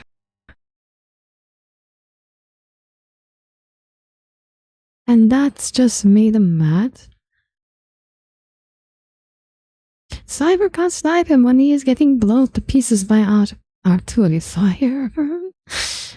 Yeah, why the fuck would you bother with sniping him when you get just bombarded with artillery fire? Blow to pieces is an interesting way to say it, Mom. What's his special ability, by the way? What happens when you can't see the Eye of Terror? Like, what happens when you have the ability to see the Eye of Terror?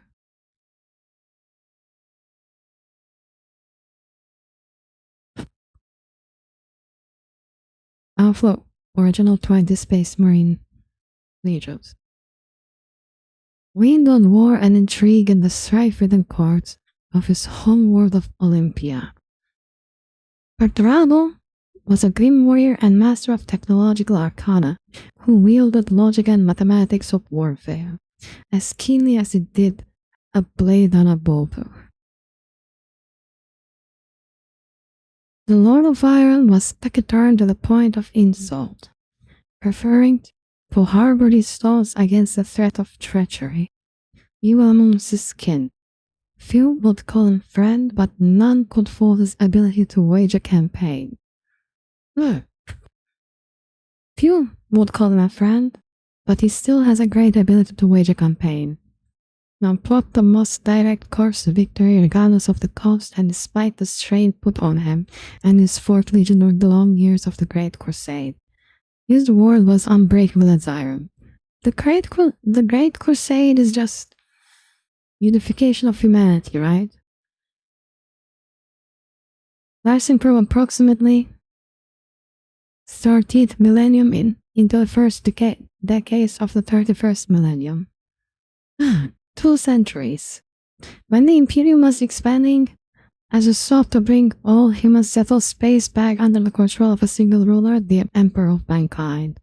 The Great Crusade marked a brief era in human history of rebuilding, the unification and the rapid technological advancement following the complete regression of mankind into techno-barbarism during the 5,000 Terran years of Age of Strife. I see it. After the golden age of humanity, the Age of Strife started, and then the Great Crusade united to humanity again. He started rebuilding, reunifying, and technological progress, technological advancement started again. It was a time when the Emperor of Mankind still lived in the conventional suns and led his people in person. The Great Crusade era considered the golden age of the Imperium. Before long, slow slide into cultural stagnation, political repression, and increasing warfare that marked the 10 millennia after the Great Crusade and the Horus heresy had ended. Oh, I see. After the Emperor died, people started worshipping him. When the humanity started worshipping the Emperor, when they turned him into a god, the Imperium started stagnating. After the fall of the Emperor, after the death of the Emperor, the Imperium of Man started, stagnating. The Imperium of Man is stagnating, and whenever they go into a fight, they either lose the fight or it's a stalemate. And since it's a stalemate, at some point they're going to lose the fight, lose a war real bad. And when they lose one war real bad, that's just gonna mark their collapse, mark the beginning of the collapse. We don't know why he could see it, just that it made him introvert of going up. So I see. So he could constantly see the Eye of Terror. He can always see the Eye of Terror, and that just, makes him introverted. The Emperor of Mankind sought to unite all humanity. Once united, the Emperor intended to begin the next stage of his great plan to ensure human domination of the Milky Way galaxy, which he judged to be necessary if humanity was to survive never-ceasing threats to its existence, embodied by chaos, myriad Xenos races, and so fragile human nature. I see. If humanity was to survive, they need to be united. To carry out the Great Crusade and reunite all the scattered colony worlds of mankind beneath the single banner of the Imperial Ban, the Emperor created the Space Marine Legions that would form the core of the later Adeptus Astartes and the Imperial Army, to serve as a support and garrison force for the Astartes.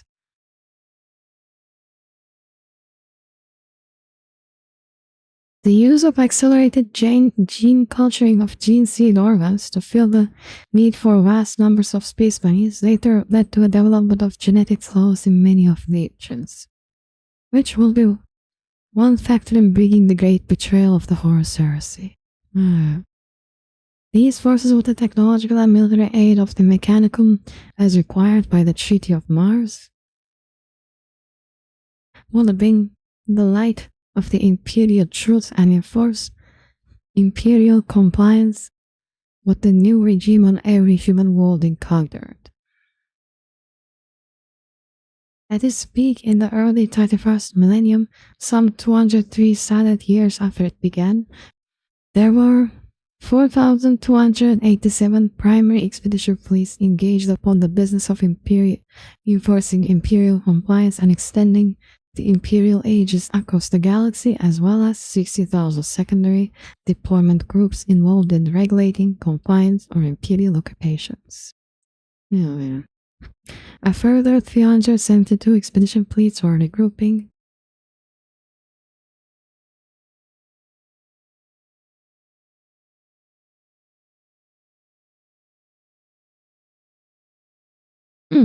Just to record everything.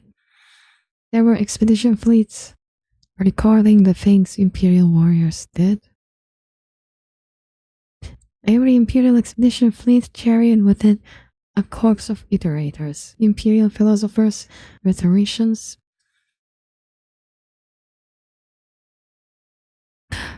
and propagandists, who sought to spread the Imperial truth to every human world and convince their population of the benefits to be had from the Imperial rule. Now, I like this little detail, by the way. Like, look at this. Imperial expedition fleet, these expedition fleets don't just have soldiers. They have philosophers, rhetoricians, and propagandists. Like, these fleets were tailored for the needs of the Empire. They are not just conquerors. They are also, they are also there to win the hearts of the people. I like this detail. It reminds me of the army of Alexander the Great. Like the army of Alexander the Great was more than just an army. Like the army had philosophers and stuff as well. The army had philosophers and many scientists. Like they are not just conquerors. They are also philosophers, rhetoricians, scientists.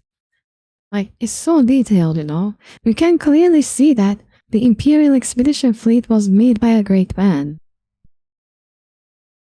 It didn't make him introverted like that. Him and only him being able to see a literal wound in the fabric of reality made him because there is place amongst people, humans who could not see it. I see. Him being able to... I see. Him and only him being able to see a literal wound in the fabric of reality. So, he can see the eye of terror, literal wound in the fabric of reality. Can he control his ability, by the way? Angron being able to see the wound in reality. Can he control his ability? Can he, if he ever decides to, if he ever decides that he doesn't want to see the wound, if he ever decides that he doesn't want to see the eye of terror, can he stop seeing it? That ability also kind of sounds useless, what do you get by being able to see the eye of terror?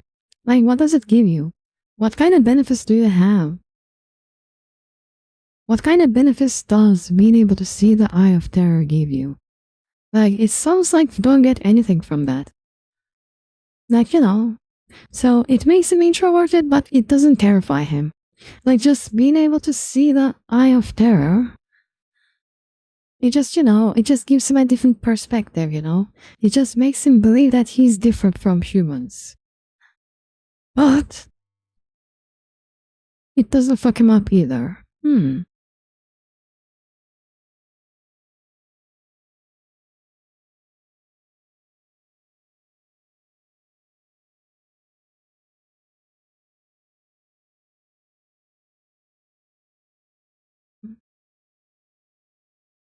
Right.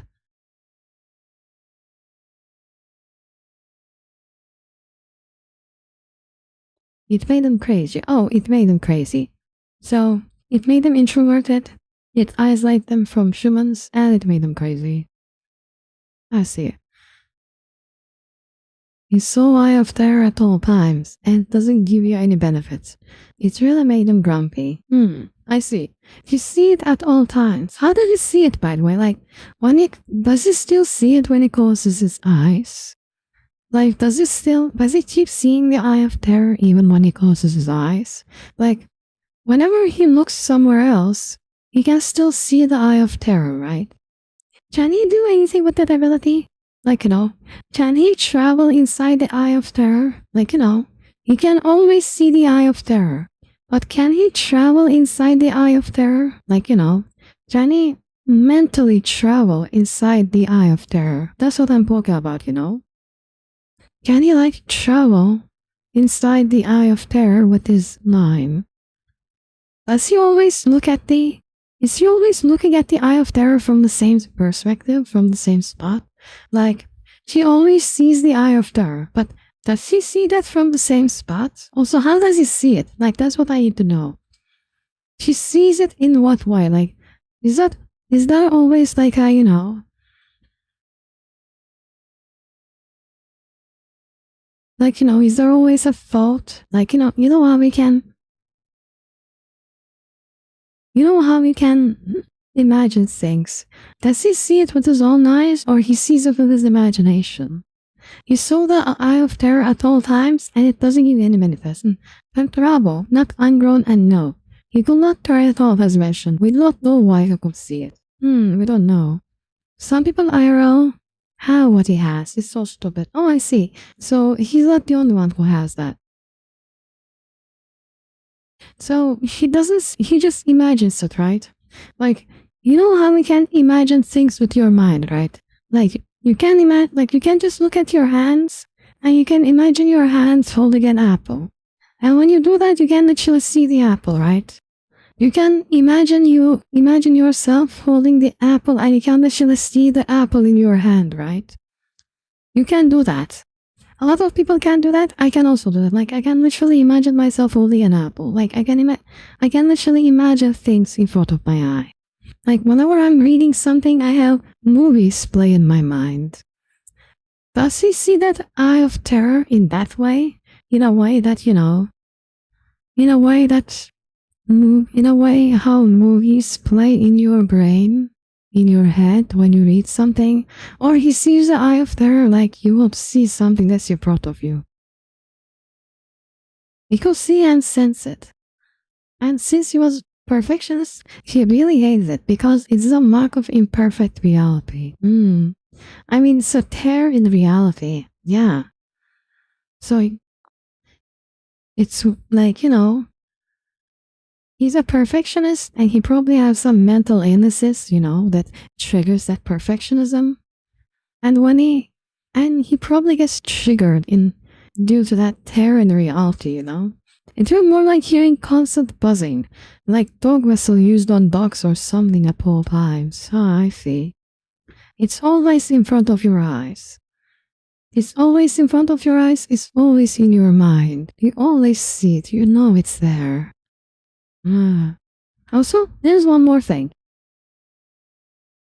Let's go back to the Great Crusade, by the way. I'm curious about this thing. Galaxy-wide war. Strength. Attackers. Casualties. I like this little idea, by the way. The casualties of the Imperium within expected Imperial tolerances.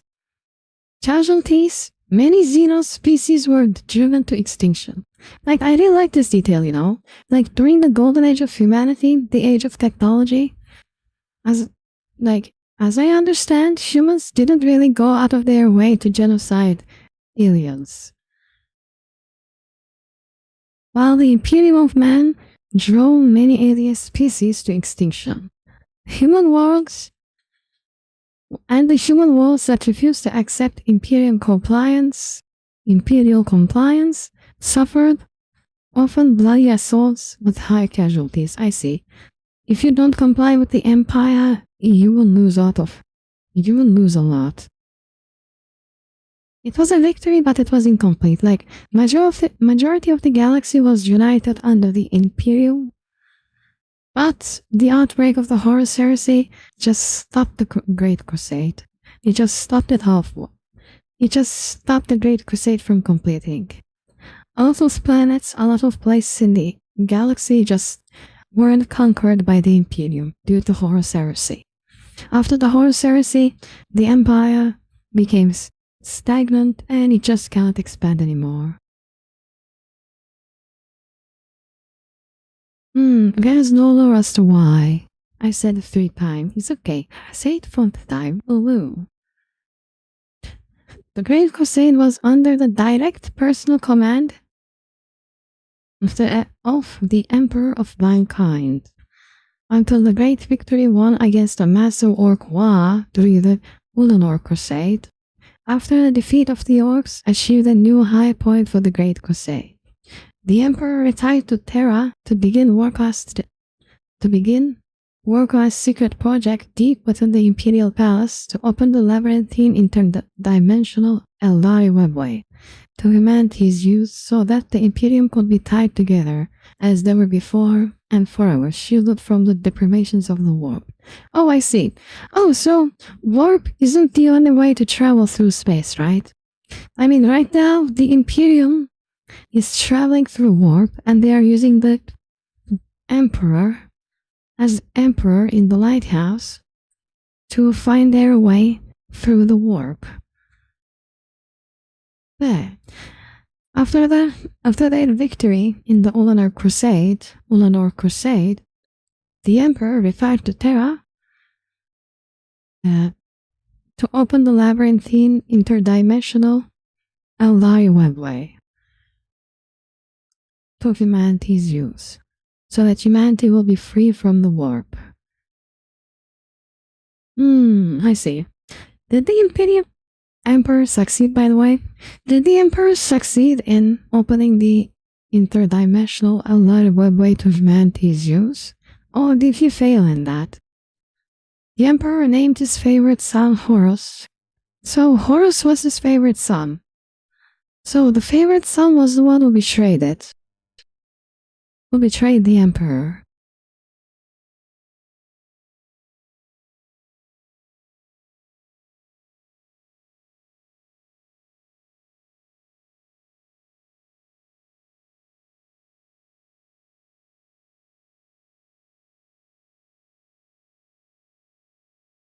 Yeah. And he was responsible for unleashing the horrific civil war known as the Horus Heresy upon the Imperium of Man in the early 31st millennium, which killed billions of men, women, and children in pursuit of his mad ambition to overthrow the Emperor of Mankind and replace him as the ruler of the human race. Oh, I see. Well, Horus wanted to overthrow the Emperor of Mankind and replace him as the ruler of the human race. He just wanted to become the king, so it was it was a succession crisis. It was a crisis of succession. The son rebelling against his father to take his place, which caused the empire to be thrown into a bloody civil war. While Horus ultimately lost his bid for power and was slain by the father he had once so loved during the siege of Terra, his actions damaged the Imperium of Man beyond repair and inaugurated the current age of Imperium, when mankind is beset by countless horrific dangers to its existence, and the Imperium itself has become a silent, repressive, and dehumanizing galactic presence. I see. Imperium became a stagnant, repressive, and dehumanizing galactic presence. Like, it just became a backwards. It just became a backwards, stagnant empire, destined to collapse without a proper reform. It's really sad, like, she loved his father so much. Why would he betray his father if he loved him so much, by the way? That's what I need to know right now. Why would Horus betray his father if he loved him so much? Like, it's really so sad seeing sons betray their fathers, I don't know, maybe I just love my dad so much. Imperium primarily uses warp. Well, for example, Eldar have webway, but they also have sublight travel, and can also enter warp. I see. Let's see. Eldar use webways, and they have sublight travel. Causal writer says so. Writer said that Horus will betray the Emperor.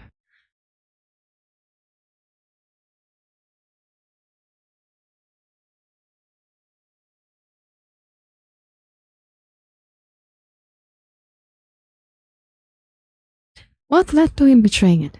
Horus ultimately betrayed the Emperor from a combination of his own pride and a childlike perception that he was no longer the Emperor's most favored son. Oh, that's fucking daddy issues. No.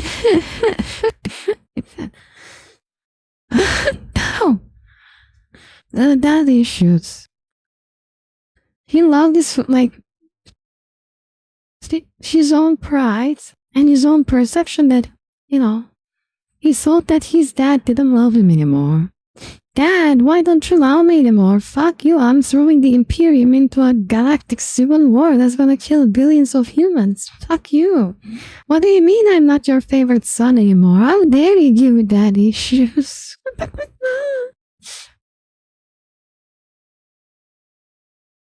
Horus sought above all else to succeed and be the best at any endeavor we undertook.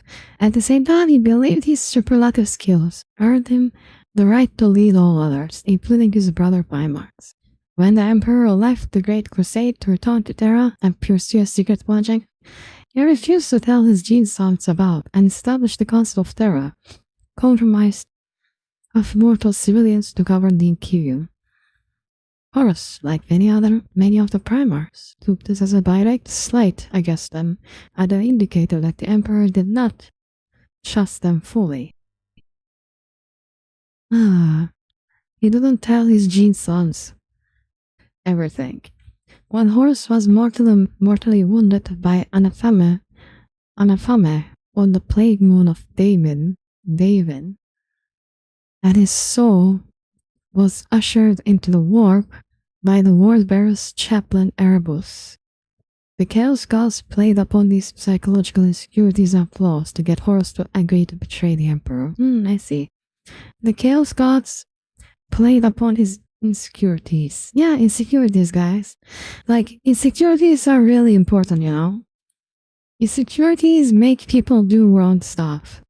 If people are insecure about something, then they will be doing dumb shit. So be careful around insecure people. If someone is insecure, be careful with them. What boys are a relic left behind by the frogs?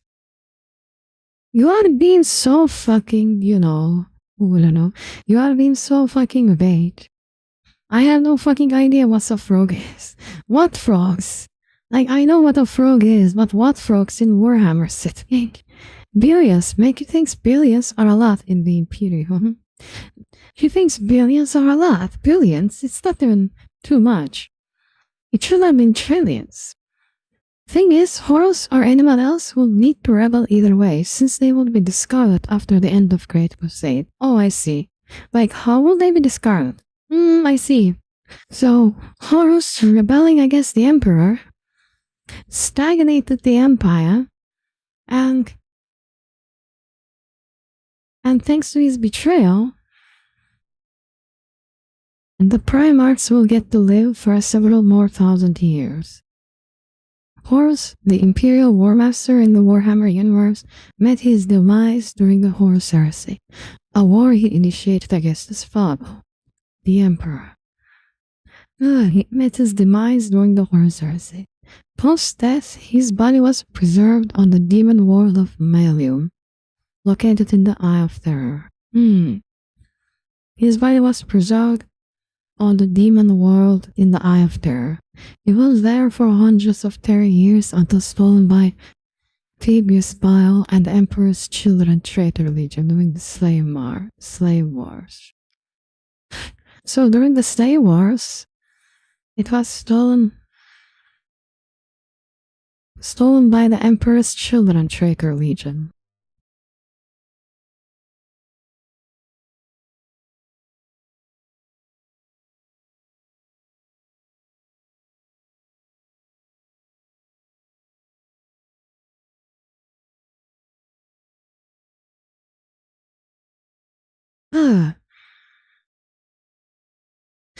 Horus, at first reluctant to aggrandize himself in the way, eventually instituted this change following a conversation with Primax Sanguinius. In the wake of the Luna Wolf's inability to avoid war with human Xenos hybrid civilization known as Intrex, as Sanguinius argued that Horus deserved the honor and needed to establish his command more firmly over his brother Primax. After Horus' treachery and final defeat at the Siege of Terra during the Horus Heresy, however, a legion was renamed once more as the Black Legion by its new Chaos Lord, Abaddon the Despoiler. Who is this Abaddon the Despoiler, by the way? So Abaddon the Despoiler is the new Primarch, is the new Chaos Lord. Trillions, quadrillion by now, since the war never truly ended, even 12,000 years ago. And I mean, hey, people, the directors here, and today we are wasting brain cells with real-life facts. No, we are wasting brain cells with Warhammer facts. Woo, how we doing, director? Did you know that we use viewers' ass juice to make vanilla? That's a crazy information. Thank you. Well, I wonder if viewers' ass juice tastes like vanilla too.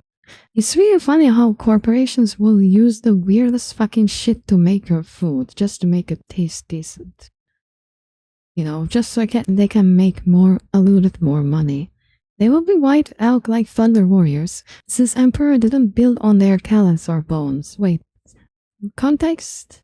I have ADHD. Who will be wiped out like Thunder Warriors, since Emperor didn't build on their talents or bones? Emperor was always planning on the Civil War, and none knows what he wanted after that with the Primarchs and Space Marines. No one knows what he wanted to do with Primarchs and Space Marines after the Civil War.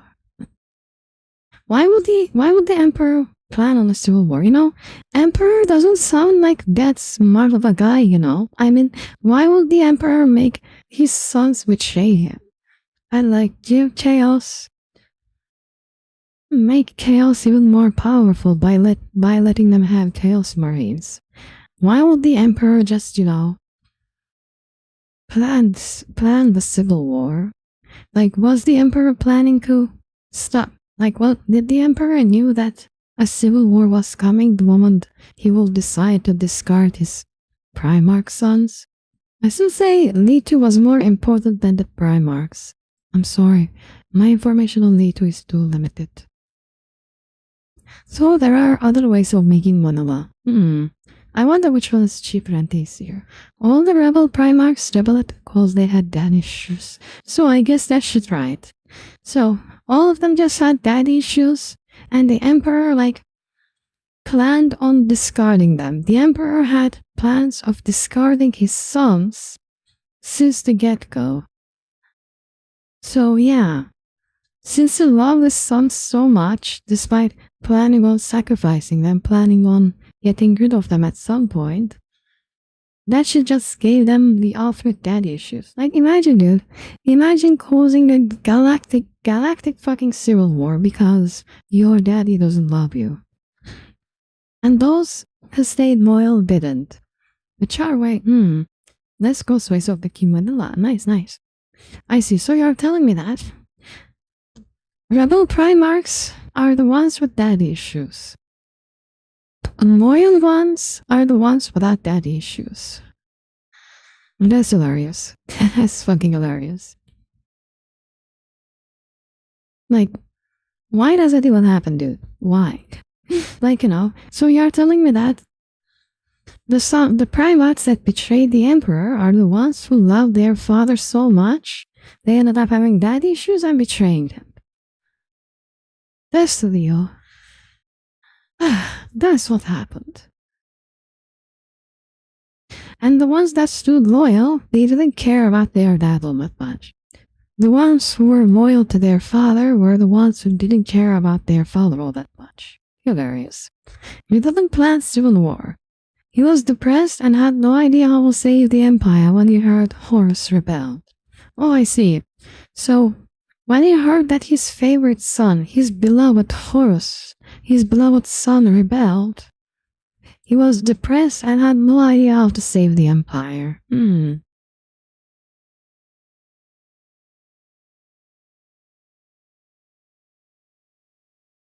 He was always preparing for a civil war, but he was depressed and had no idea how to save the empire when he heard Horus rebelled. How did he save the empire, though? That's an important question. I'm gonna end the stream in 10 minutes, by the way. Oh well, because it's getting late. I see. I mean, now I think about it, maybe the Emperor isn't as great as they make him out to be, Maybe the Emperor is like, he's dumber than he looks. He's like, isn't as great as he looks like. The Emperor was depressed and had no idea how to save the Empire when he heard Horus rebelled. He needed to because of chaos. He did. Right. The Emperor needed the civil war and didn't know how the civil war would end up. Why would he need the civil war? So, the Emperor needs the civil war because of chaos. How would chaos force the Emperor to, need a civil war? How does chaos is forcing the Emperor to have a civil war? To need a civil war? In Emperor's words, he considered them only tools. Oh, I see. So he gave his sons his law. But in Emperor's words, he considered them tools. But he still feels depressed when the Horus rebels. So the Emperor isn't honest with his feelings.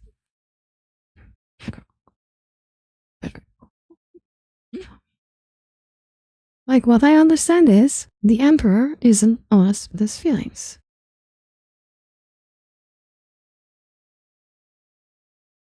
Like, the Emperor considered his sons as fools, but he still loved Horus. He still considered him the favorite. He still loved his sons enough to give them daddy issues. Despite considering his sons as tools, he still loved them enough to give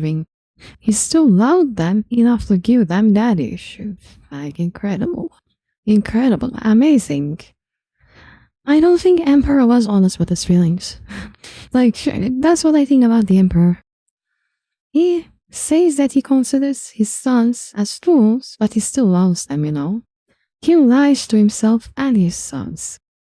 He's not smart with his feelings, He's not open about his feelings. He doesn't necessarily know how to express his feelings.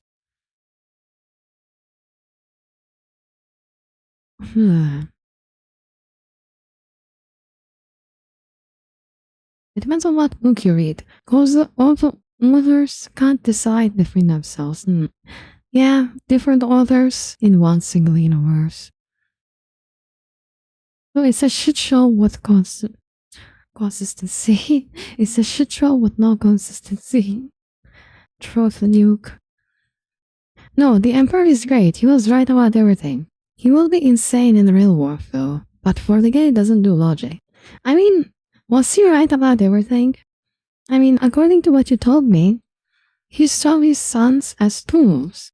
but he still loved them enough to give them daddy issues. So apparently he saw them more than just tools. It's obvious that he wasn't being honest with his feelings. Like, it's very obvious. It's very obvious that he's not honest with his feelings.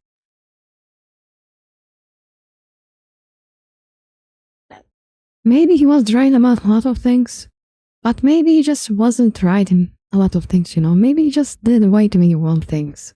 Maybe he just sounds or looks right because of certain things he did, because of how he foreseen many great things. But like, you know, maybe he dealt with those things in a wrong way. Yeah, maybe he was right about many things, but he was still wrong, you know.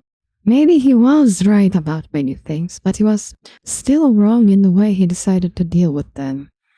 Like, try not giving your son some daddy issues if it's gonna throw your fucking empire into a civil war. The big bad emperor is a human being despite being evolved to something more powerful. He's still human. You call this bad writing. Don't use logic and 40k, otherwise this falls apart. Yeah, I feel that. I can see how Warhammer doesn't need any logic. Like, Warhammer is just, you know, pew pew genocide, you know. Pew pew pew genocide, yippee, fun. That's literally what this is. Pew pew genocide, yippee.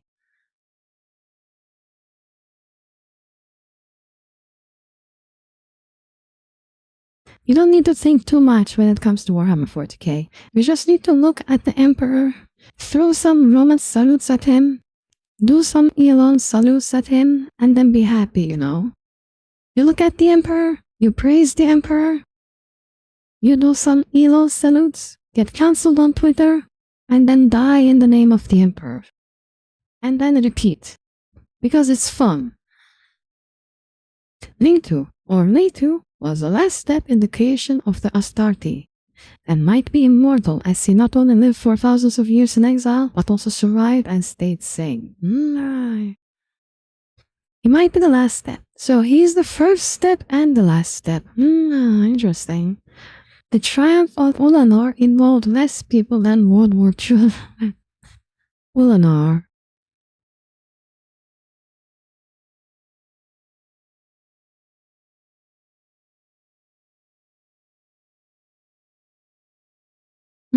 Abaddon is the greatest champion of the chaos and the vibe.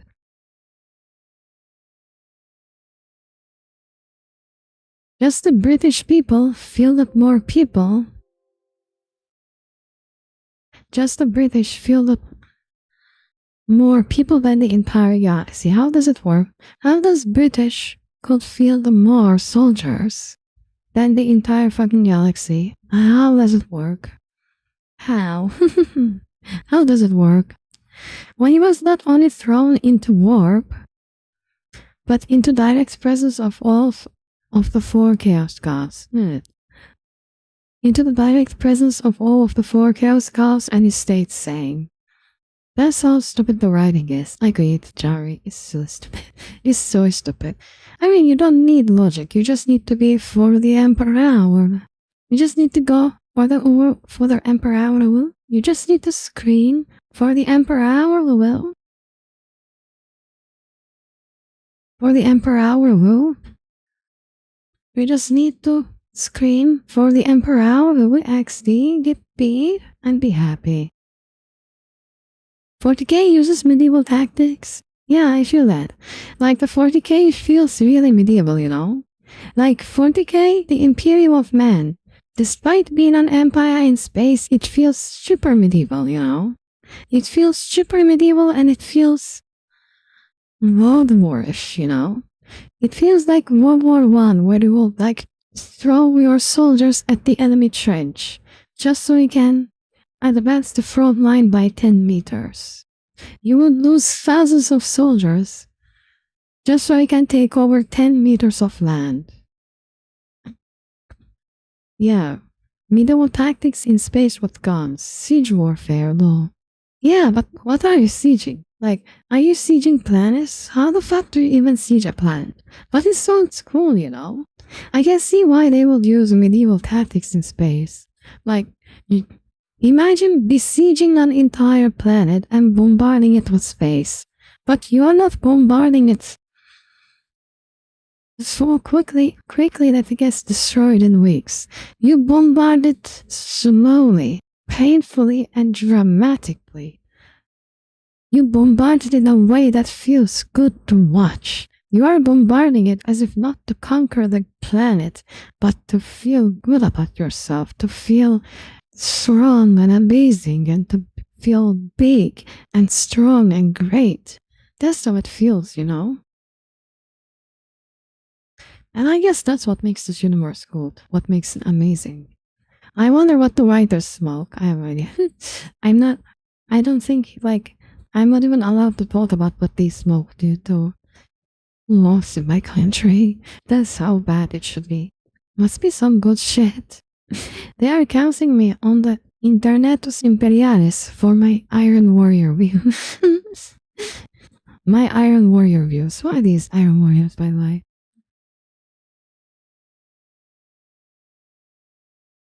Because of your views on these quirky boys, Iron within, Iron without. Yeah, canceling you on Internetus Imperialis. Guys, wouldn't it be so cool if, like, the Imperium had internet? Wouldn't it be so cool if the Imperium had Twitter? Like, imagine if the Imperium, but like, you know, imagine if the 40k just had internet, okay? But they have special internet. They have internet that even the Chaos Skulls can connect, you know? They have Twitter that Chaos Skulls can tweet, can write, like, they will have Twitter where Chaos Gods can beef with Emperor. The internet, like, a Twitter where Chaos Gods will flash their dicks to the Emperor to establish dominance, and the Emperor will do the same to them. That's what I want. That'll be so cool. Like, imagine 40k Twitter. Imagine Twitter in 40k universe. I think we need something like that, you know? I think we need Twitter in a fictional universe like 40k. Like, hell, is so funny to have. I guess orcs, elves, and overgrown locust. I like 40k, but it doesn't make any sense. And yeah, I can see how it won't make sense. I am struggling to make any sense of this.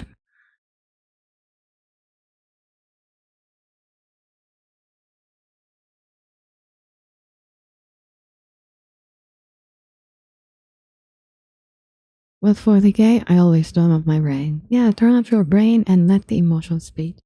Just fight for the guys who feel like the good guys. Who feel amazing, you know? I didn't like their armor, by the way. I didn't like how the Iron Legion's armor is literal just iron. It won't work. The writers don't know anything about war. Yeah, the writers don't know anything about war. I think the writer just read some, you know, just read some stuff about, you know, the great commanders of the past, and then they just, you know, oh my. Like, listen, I'm 100% sure that the writers just read something about medieval warfare, about the important, the turning point medieval warfare, and they looked like, this shit is cool. Let's implement it on our... Let's implement this medieval warfare stuff in our space game. Like, big brain moment, I swear. Such a great idea. Actually, it's a great idea, you know? Medieval warfare in space feels cool. I like it.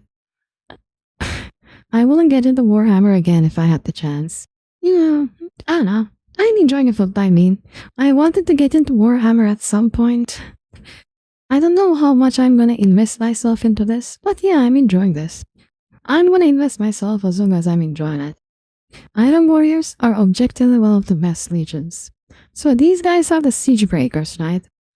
The 4th Legion, the Iron Warriors. They are the Siege Breakers.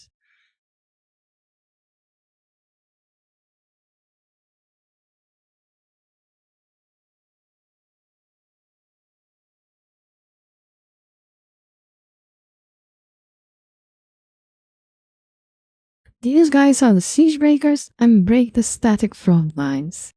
By the way, you know what feels silly about this game? Like, dude, you literally have spacecraft. Like, you literally have spacecraft. You need, like, you can just land your forces wherever you need them. You can literally just send them there. But for some stupid fucking reason, there are, like, barriers on planets. Like, there are places in the planet that are literally... No, you literally need to advance on foot. Like, why the fuck do you have land battles in this game? Like, I can understand the land battles, but why won't you just send your forces into the place you are fighting, okay? Like, why would you feel the need? Why would you feel the need to fight through a castle? Why would you feel the need to fight through a barrier to reach a titan? Why? When you can just send your forces to the titan.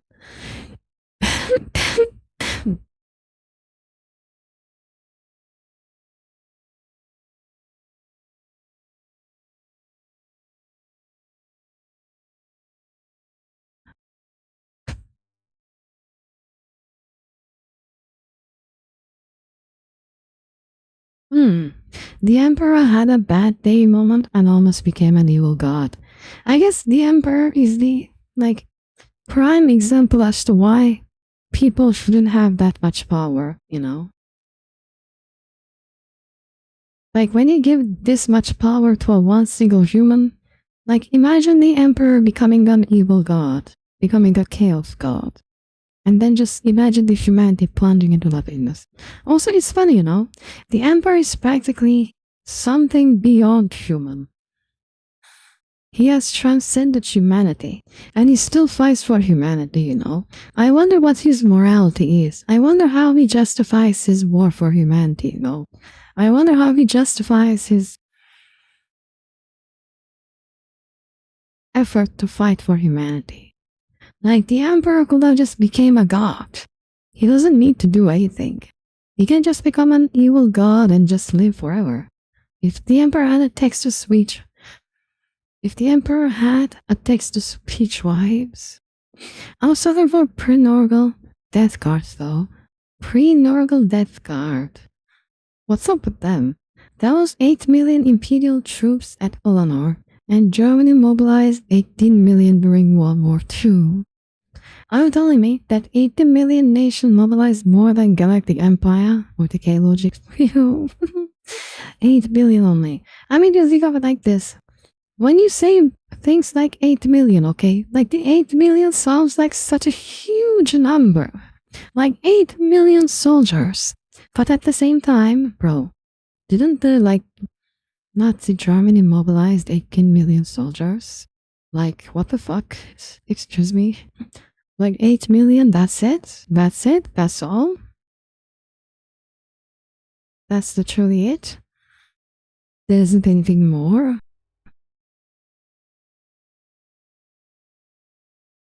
I mean, 8 million for a planet, is it even enough? 8 million for a huge planet doesn't necessarily sound good enough,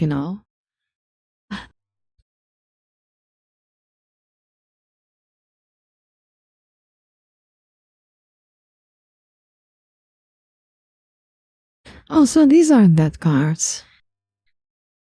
So, Kriegs and the Death Guard is different things. Field flavored. They're one of the trade religions. They devote themselves to Norgo. They have become plague marines as the result of invitational gifts. Heretic Astartes were eternally rotting away within their power armor and infected with every known form of disease and decay, but were immune to all pain and minor injury. I see. They are eternally rotting away within their power armor and infected with every known form of disease and decay, but they are immune to pain and minor injury. I see. There are no minor injuries, and there are no pain for them, but they are eternally sick and rotting. Ulanor should have been a typo. It should have been a billion. Those are 19th century numbers. The Emperor doomed the humanity with his grand nonsense of a plan. I mean, dude, like, if the Emperor had succeeded, like, if the Emperor had succeeded in, in his great crusade, maybe something good would have happened. But, like, the Emperor just, he was such a bad father. He was such a bad father, he gave his sons daddy issues. He gave his beloved son, he gave his favorite son daddy issues, which caused which made everything fall apart. Who are these Dusk Raiders, by the way? So you are talking about Dusk Raiders. So, no. You are talking about pre-Nurgle Death Guard are the Dusk Raiders. We are the voice and the clarion call. We are Chiron's ruin and Rival's fall.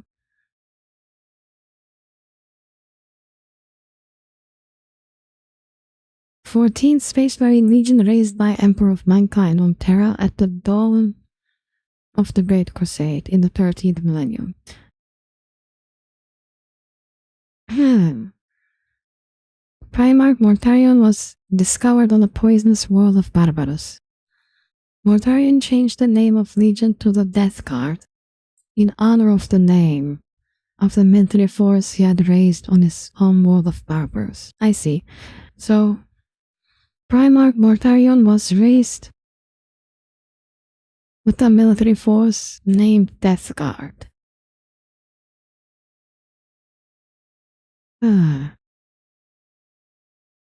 In honor of the name of the military force he had raised on his homeworld of Barbaros to overthrow the rule that feral wards necromantic warlords. I think we need more, by the way, I think we need more video games about Warhammer.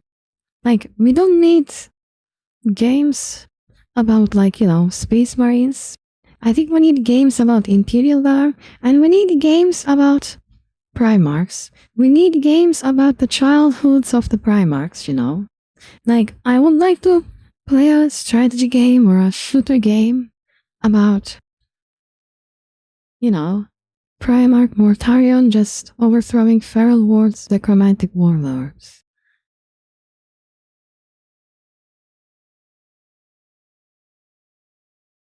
I see. Feral world. Feral world is like a human settled planet whose population is composed of nomadic hunter-gatherers. I see. It's a feral world, unlike the world as devolved into uncivilization. The world is just a bunch of uncivilized human nomadic hunter-gatherers.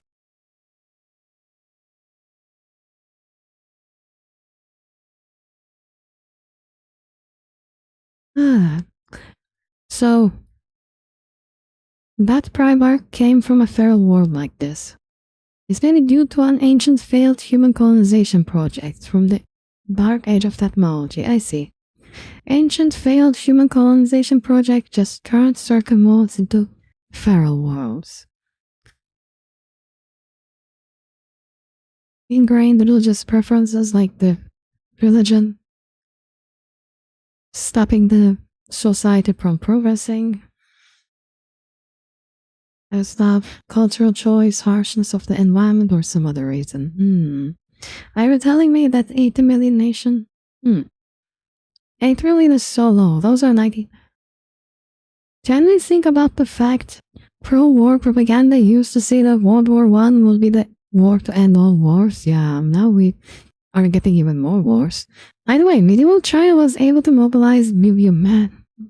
You want to play a game as a guardsman in the Imperial Guard in an active war in 40k? Yeah, I want that. Give me a shooter game like that. Give me a shooter game where I play as guardsman. As the Imperial Guard. Also for the game, writers want us believe Primarch being able to control the entire planet. Feat that didn't even happen on ours. Would cause a galactic civil war because of that issue. Primarchs who can control entire planets would cause galactic civil wars because of that issues. Non-stars war because of that. I don't know, maybe they will, They are human after all, and humans can stop it. Tell them about Interax, the other humans of 40k, who aren't allied to Imperium or something. Yeah, I'm also curious about that too, you know. What happened to humans? Like, the Great Crusade wasn't finished. Like, the Imperium of Man failed in uniting the entire humanity. The Imperium of Man has failed in uniting the humanity. So there are many planets with humans on it. There are many planets out there with humans in it that doesn't have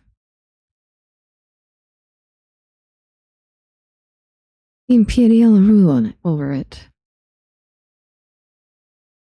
Feral worlds like their feudal counterparts will have little direct or political economic interference from the Imperium. I see it. And will pay only the lowest grades of planetary types.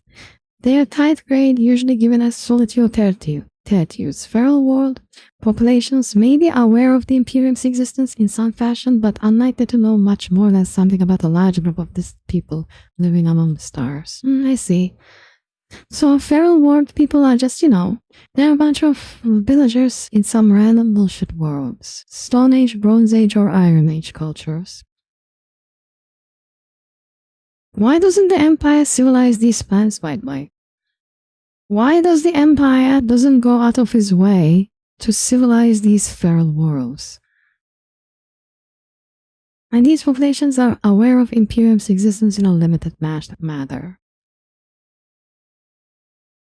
And are dead. What happened to Interax, by the way? Isn't the Interax is like a human alien empire? Play the Battlefield 1 and trying to get a feeling of how that Guardsman game would be like. Yeah, give me that. I don't care. I don't care if I have to walk through bombardment and shit. Give me that game. These planets are frequently unsuitable for later Imperial colonization, either due to circumstances which draw the natives feral, or because the natives themselves actively resist new people settling on their lands. Either they resist people settling there, or not natives being feral. Also, those natives probably need millions of years to evolve into a modern civilization.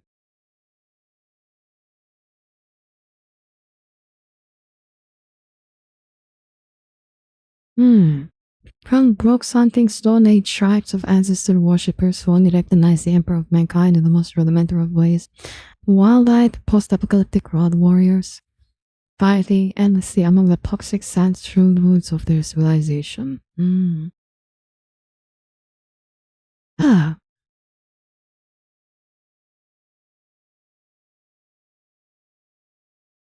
So these animals can survive in any planetary environment and can eat almost everything. They have been integrated. What do you mean by integrated? Quote-unquote integrated. Or as Germans would say, integrate as in gas chambers, evacuated. So the aliens were evacuated from Interax. What about these feudal wars, by the way?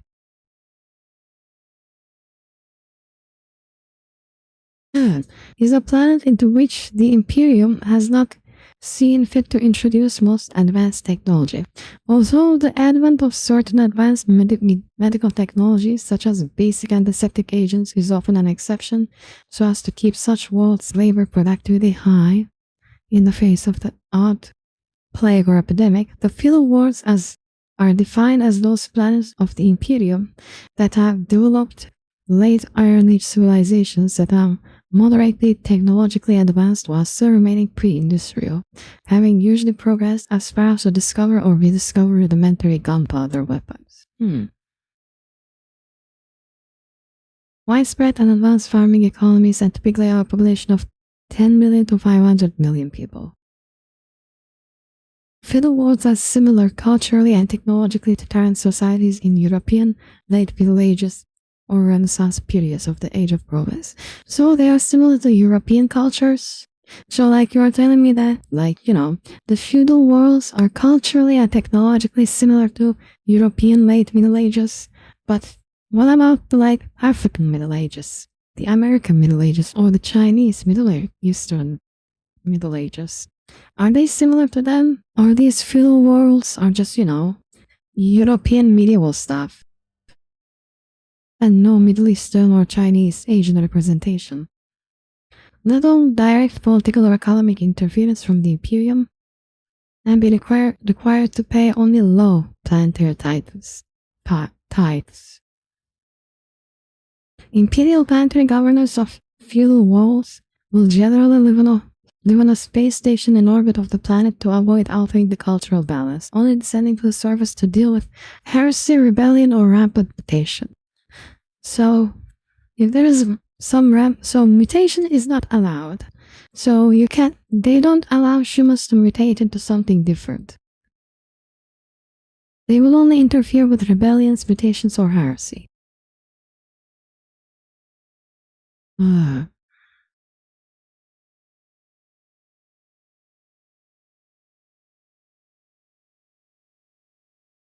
Most politically harmonious of the planets of the Imperium because their people know their places.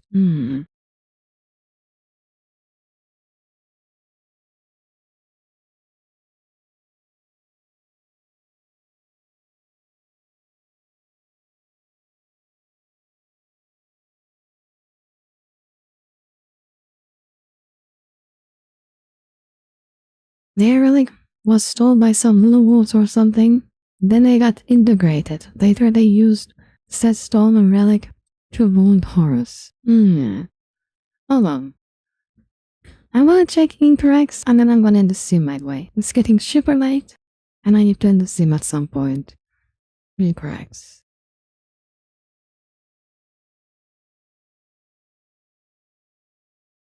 Interax were a highly advanced interstellar human civilization that existed across some 30 star systems at the time of the Great Crusade. They existed across 30 star systems. The Interax, unlike the Imperium of Man, had decided that best way to deal with intelligent alien species was not to exterminate them or make war upon them, but to try and coexist with them. I see.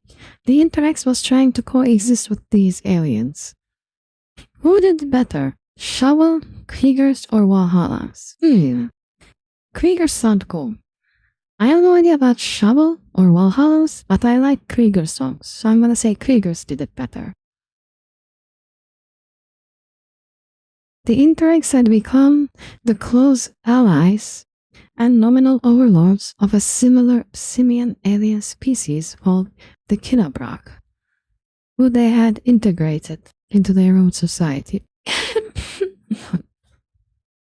I see, so that's what so it's kind of sad that Interax doesn't exist anymore, by the way. How the Imperium didn't let a tolerant alternative to them just exist. Semen-like humanoid aliens. Long before humanity had spread across the stars, Hinabra ruled a large and mighty interstellar empire.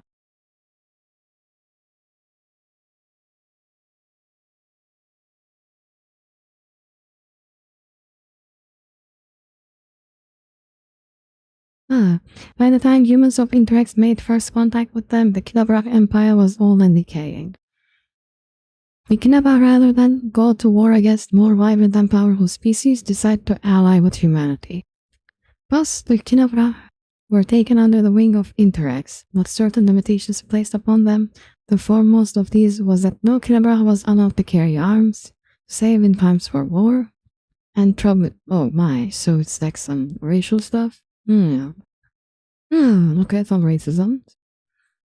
Those Kinabrak who did join the Interax military usually served as shock troops due to their physically powerful stocky build. Kinabrak technology at the time of the Interax first contact with the Imperium of Man was very advanced. Their technology was advanced, okay? More advanced than that of the Imperium at its height in the Great Crusade era.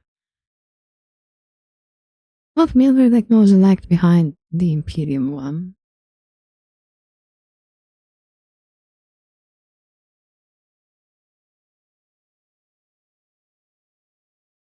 Their weapons had clear ties to chaos powers. The reason why Interact was able to progress so quickly as a unified culture is because of their technology.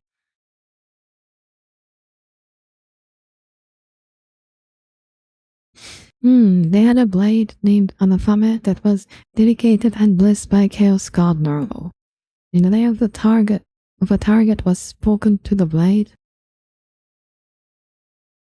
the weapon would become inimical to that being on an almost molecular level.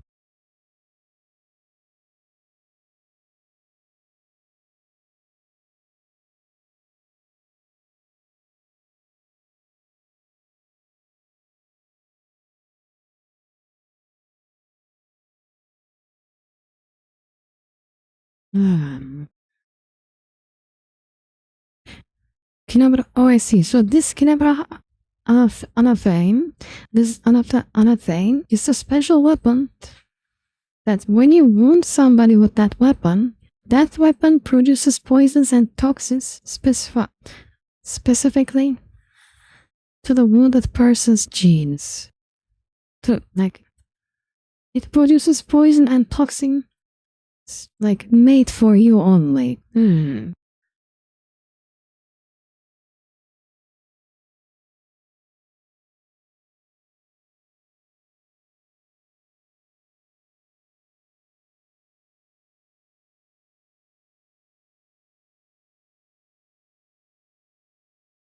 So Horus was wounded by the sword.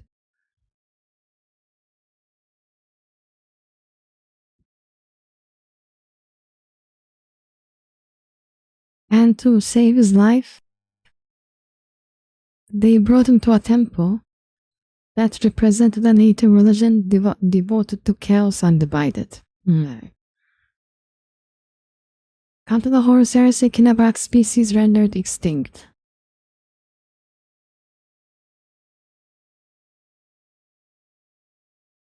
Kinabrak produced a specific cultural artifact now called eagle skulls that were considered of great value by the force of chaos, known to be active during Sabbath Wars Crusade, a special block pact and Sons of Sec. Acceptable, make you imagine antibodies that attack your specific DNA. Oh, that's a strong sword. And my guys, I'm gonna end the stream here, okay? Tomorrow I will probably stream again. Tomorrow I will probably be streaming again around these hours. So check out my streams. So subscribe to me. Give me a follow and show up to my stream tomorrow again, okay? Ooh. But for today, I have streamed longer than usual. I have streamed past certain hours.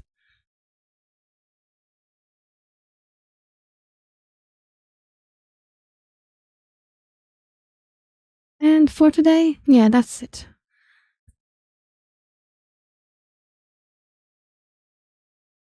Tomorrow I will play Warhammer 40k Soulstorm. I will probably be playing that game. But for today, thanks for coming by, and that's it for me, guys. Animus, bye, Animus. Good night, darlings, dogs, and femboys. Yeah, I love femboys, they're precious. I love you guys, I appreciate the advice. Make sure to come by again. And for today, bye bye.